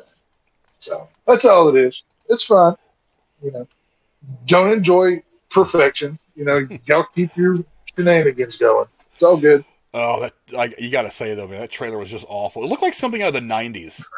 It looked like some cheap '90s. It looked like Goosebumps. I think it intentionally looks that way, man. I'm telling you. I think it was. It's like you said. They had $40 million to make it look like. I think they purposely did it. I mean, I got a feeling. I don't know. I mean, I could be wrong, but I think it's going to be cool. Now, I have watched the trailer again, though, and I have to say I do like Sherry Moon Zombie. I think she's a good look for Lily. I thought she was a pretty good version of the character just from the trailer, just from the couple minutes of the trailer. I like her in it. The Grandpa Munster, not really. I mean, the look is okay. I thought Grandpa Munster was spot on. My biggest issue with it was Herman Munster's voice because he didn't have quite the right tone of it. That's the one problem that I had. I wasn't crazy about it. Yeah, I didn't. I mean, I like his look. It was like I didn't. That and also I don't remember. Now, granted, it's been a long time. I haven't exactly binge watched the original series from first episode to last. But why is it in this trailer he seems to not like Herman? But I always remember the TV show that him and Herman and Lily and Eddie were all like one big happy family. I think it's because I mean, this is the origin of how Herman met Lily, right? That's why you don't see Eddie much, because it hasn't been. I mean, just as like a quick prediction on this, I think this is a love story of how they met, and that shot that you see in the trailer of them standing in front of the famous Monsters home, I guarantee you that's the last shot of the film where they finally find the dream home in California. That'll be at the very end of the film, and why Grandpa Munster and Herman, Grandpa Munster, I don't like you. You're not good enough for my daughter. All the typical dad stuff. I think that's what it is. And by the end of it, he realizes Herman's a good guy. So we'll see what happens with it. I do like, however, the notion of going back to the beginning of Herman and Lily and kind of like, and they even said in the trailer, the best love story ever told. I kind of like the idea of going back to the beginning of that and kind of seeing it happen. That's an interesting idea. So I mean, there's some things I took from this that weren't all bad, but God, the trailers didn't look good. It didn't look good at all. Everybody's referring to this trailer as the Cats of movie trailers. Have you read some of the reviews from Cats? Dude, the reviews got more buzz than the fucking movie did. Some of them were just awful. One of my favorite reviews of Cats was Cats made me want to go buy a dog. That was one of my favorite reviews of that movie. Cats made me want to go buy a dog. I was like, good God. We'll see what happens. Obviously, well, I mean, anybody who knows anything about Rob Zombie, he's much like Zack Snyder. There's no medium for him. Either you love him or you hate his movie. And Rob Zombie is so unapologetic about, fuck your feelings, I'll make my movies how I want to make them. If you don't like them, I don't care. He doesn't try to appease. He does it his own way, much to his own detriment more than his own benefit. But, he's, if you've ever followed him, paid any attention to it, he loves the Monsters property. That's why I think, I was very surprised whenever it came out as a PG film, because I was expecting a typical hard R Rob Zombie film. And this thing came out as a PG, I was shocked. So I'm interested to see what a PG Rob Zombie movie looks like. So we'll see what comes of it. But I'm very excited. I'm probably looking forward more to it than I am even Halloween Ends. And I'm very much so looking forward to that. But yeah, we're going to be breaking that trailer down on Thursday, by the way, because supposedly, I think you sent this to me, text, that trailer comes out the 20th, which I think is Wednesday. Is that yes. Right? Yes, it comes out on Wednesday. That has been confirmed by Jamie Lee Curtis, by Jason Blum of Blumhouse. They haven't even dropped a poster yet, but a lot of credible sources are saying on the 20th on Wednesday is when the trailer drops. So y'all be paying attention for it. It'll be the Halloween Ends trailer. From what I've gathered, it's about 1 minute and 16 seconds long, so don't expect much, but it'll be something. So. Well, generally speaking, the first trailer for a film is really just reminding you that the film got made. It's usually the second trailer that starts to give you a bit of the plot. Right. Now, the reason why I don't think that matters much for this movie is because we know the plot. Mike's trying to go walk around killing people. He's obviously got it in for his sister Lori. That's the plot. That's all the plot we really need. So they're going to show some suspenseful stuff. You're going to see a few quick cuts going to Laurie Strode because, let's face it, she's the heroine of this whole thing. You're going to see some character shots, and you're going to see Michael, swinging a knife or something and getting ready to carve somebody up. You might see a kill in this first trailer, but I doubt it. I think it's because the first trailer is usually just a teaser. It's about 1 minute to 1 minute and 15. It just gives you some visuals and that's it. But yeah, they've released. Well, they didn't release it, but they described what for. I believe it was CinemaCon. where all the theater owners get to go and see trailers with her. There was a trailer that was released where basically it was Michael fighting Lori in a kitchen, and like Michael's laid out on a kitchen table and she stabbed him or something, and that was like the test footage. So there's rumor that that may be the trailer, but we'll see if they recut it or whatever. I don't know, but it'll be. I look forward to what comes of it. This newest Blumhouse Halloween, I haven't been crazy about, but I love Halloween. That's a top 5 Halloween film. So, we'll see what comes with ends. I mean, I'm excited. Nope is coming out pretty soon too. You going to join us for a review of that? I cannot wait to join y'all for that one because I watched one trailer of it, and that's all I'm going to see. I watched one trailer, and I'm going to go into that thing as blind as a bat because I got a feeling it's going to be something cool. I'm not the biggest Jordan Peele fan. I haven't really liked his previous films, but this one looks different. It feels a little bit. I was a fan of Jordan. I was a fan of Jordan Peele back in the Key and Peele days. I thought that was one of the funnier sketch shows that was going on at the time. Right. But good God, what he's done with the horror genre, I think has been awesome. It's next level stuff. It doesn't focus on the gore. It doesn't fall into that trap that so many horror movies tend to fall into, where it's just like I just need to have a lot of kills and a lot of blood and guts splattered all over the camera. You've got to give it a story that intrigues people as well, and that's what I liked about Us. Which a movie they filmed in my hometown, actually, in large part. Well, it's like that movie is very deep in character, so it's not just suspense. It's like you really get wrapped up in what the fuck is going on with these people. My biggest problem with Jordan Peele is he's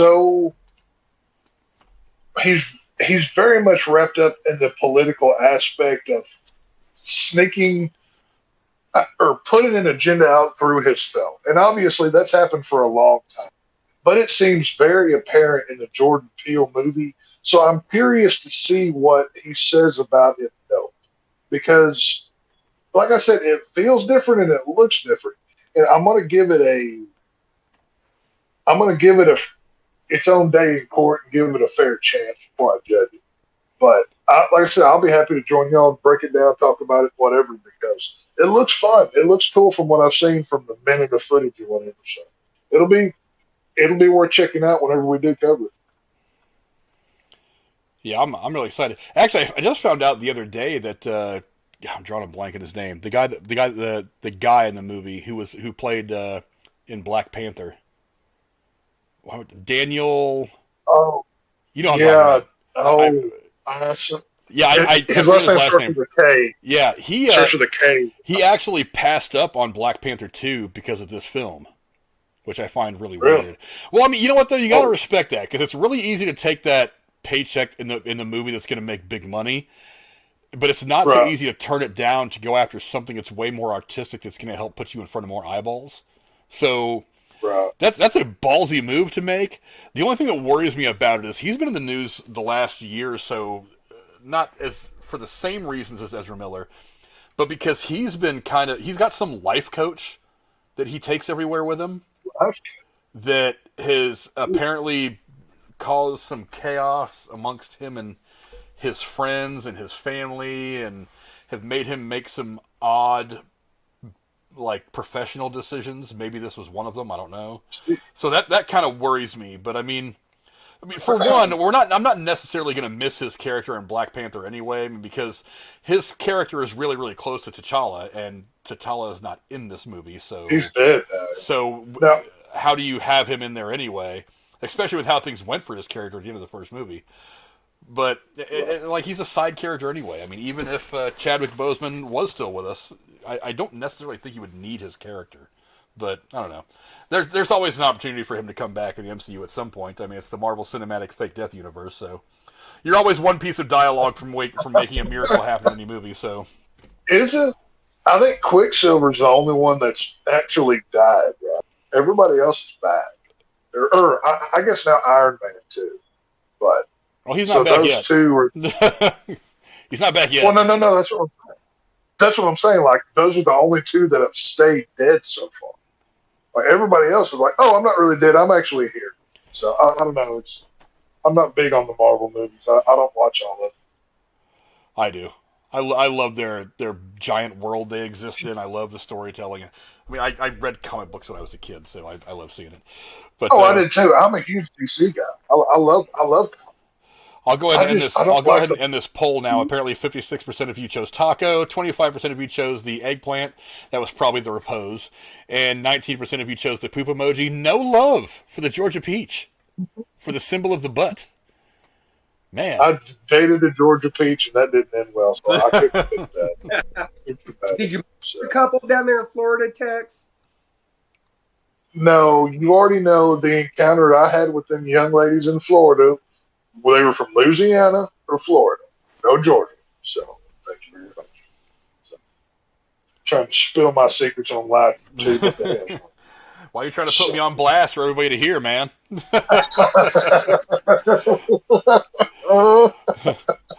But that seems like a good place to start to wrap things up. Somebody asked me what was on my glowing board back there. It says, "If you ate pasta and then antipasta, would you still be hungry?"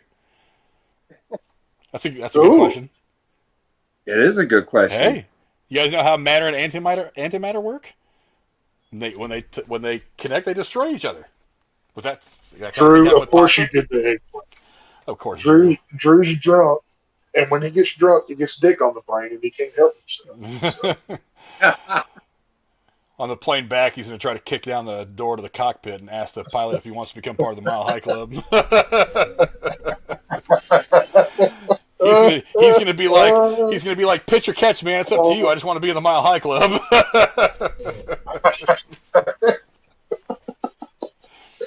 Actually, if you're somewhere near the Rockies, you're going to be in the 2 Mile High Club. Hey, wow, that's something a lot of people haven't pulled off. Hey, Drew, there you go. I do want to thank. First off, let me thank all the people that donated tonight and made the show so fun. All of you who helped support the channel. It's Bullsy, Arus and Chew times 3, the Gatekeeper Drew, 6535, and the Repose, the Repussy. I don't even know how to pronounce that, but it's the Rose Gaming. So thank you to all you guys who supported the channel tonight. I very much appreciate it. And thank you to my co-hosts who came on and kicked it with me tonight. First one being our guy, Casey is Raw. He may be a weirdo, but he's our weirdo. We love him to death. Thank you so much, Casey. The link to his channel is in the description down below under the Gamers section. Go check that shit out if you want to watch him talk about video games all the time and then just play a bunch of Fortnite. Every now and again I pop on and play Fortnite with him because it's fun. And of course, I carry us to victory all the time. That's not always true. But thanks to my other 2 co-hosts for being awesome and having some fun with me tonight. The first one being Joe Compton. What you got going on online, my brother? Whole lot of nothing. Gonna be going racing on Wednesday, hopefully. I was supposed to do it today, but goddamn weather said nope. So hopefully I'll be doing that Wednesday. Follow me on Twitter at JoeCompton81. Go check him out. Boogity, boogity, boogity. Let's go racing. That's what he'll be doing on Wednesday, folks. Are you going to vlog that shit? There's going to be some video you're going to put up? I've tried doing the in-cab views with the magnetic phone holder I have for my phone on my dash. But even driving to work, my phone will fall off that magnet mount phone holder. So unless somebody records it from the outside and sends it to me, more than likely not. GoPro, man. Get a GoPro. There you go. Hells yeah. And then, of course, my man from the Lone Star State, Tex. What do you got going on, my man? Off the reels on the Derail News and Podcast Patreon. We've premiered episode 1 of the Saw coverage tonight. Go check that out. I'll be anytime Frank wants to talk horror, I'm the blood and guts guy, so he knows where to go with that. So pretty much anytime something spooky comes around, I'll be around there somewhere. Other than that, you can find me on Twitter at SlasherVision and hit me up. I like scary memes or movie content. Y'all, that's where you can find me at. So I hope everybody's doing well. And Drew says, shout out to the girdle. That's how he feels tonight. So there we go. Oh, and he says to subscribe. He says to subscribe to his shit as well. I wanted to get that in for him since he's intoxicated and whatnot. So. Go subscribe to everybody who's in the description down below. A lot of cool movie guys. Subscribe to all our shit. I know Drew's down there. Heistman is in his links down there somewhere. Oh, yeah. Some other movie YouTubers. I actually need to redo the description so I can get some more links to some other people that I've come across over the last year or so. I've been meaning to do that for a long time. I just haven't gotten around to it. But yeah, definitely go check out all the people that are in the description below. Again, thank all of you guys for coming to hang out with us. You can find me here every Thursday about 8:15, going over all the craziness going on in the news of TV and entertainment and movies, giving you our reviews and thoughts on crazy shit going on. You can also find me usually on Sunday nights at 9 o'clock, my time anyway. I don't know what time it would be where you're at, on the Derailed News and Podcast, talking about all the other crazy shit going on in the world, going over a lot of news stories like we went over today. Otherwise, you can find me here occasionally on Mondays doing reviews for like big movies. That's not as often. We tend to just fold the reviews into the Thursday show, but for the big movies, the MCU, Star Wars, things like that, we try to give that its own thing so that we can talk about it for a long, long time. And there's going to be some other movies coming up for that. So definitely subscribe and share the channel out if you would. Remember, 500 subscribers. I know we're coming close to 400. I know I picked up a few tonight. It's going to take forever to update my app. 398, I think, is what I was at earlier when I checked. 398. Yeah, it says 398. I thought I may have added one. Maybe it counted that already. But anyway, we're getting close to 400. And at 500, we're going to be doing a charity stream for the Abandoned Pet Project. The reason I chose that one is because a lot of people went and got companion pets over the course of the pandemic just to have somebody to give their friendship to and things like that. And then as soon as the pandemic started to wane and we were able to get out and do some more stuff in the world, a lot of these people were just returning these pets to shelters, or some people were just doing the dick move and just letting them go out in the wild. And what ends up happening is a lot of these animals, they run into other animals, they get injured, hit by car, whatever. They end up in shelters on the verge of being euthanized. One of the things the Abandoned Pet Project does is it goes to these shelters, it finds these animals, many of them on the verge, sometimes only an hour or so away from getting that last needle. They will take them to the vet's office. The vets work with the Abandoned Pet Project to cover all their medical fees, get them fixed up, get them healthy, and helps to pay them and pays for them to get rehomed. And a lot of people have supported this. It's something I've been throwing some money at for the last several years. So that's going to be the first charity that we're going to help out once we get to 500 subscribers. So share it all around to all your friends. The Rose says you were at 393 when I popped on the chat. It's 398 right now, I think. I still haven't fully updated because my phone's not. Now, Frank, would you say the Rose and Casey are the abandoned pets of the derailed community that we adopt? Yeah. Well, I would say somebody fixed them up as good as they could, and we took them into our home. We gathered them to our bosom to give them purpose, to give them meaning. Although sometimes I look at him, I'm like, God, we should just let him give you the needle. But we're very, very glad to have those guys around. And again, thank you to all of you. Thanks to all my co-hosts. Thanks to all of you who came and kicked it with us tonight. This will probably be something I do whenever Drew decides to take a Sunday off or he's out of town or whatever. We'll probably do some stuff on here just to kind of keep the conversation going on Sundays. I think we've had a lot of fun tonight. Thank all you guys for popping in. And we'll see you guys later. Adios.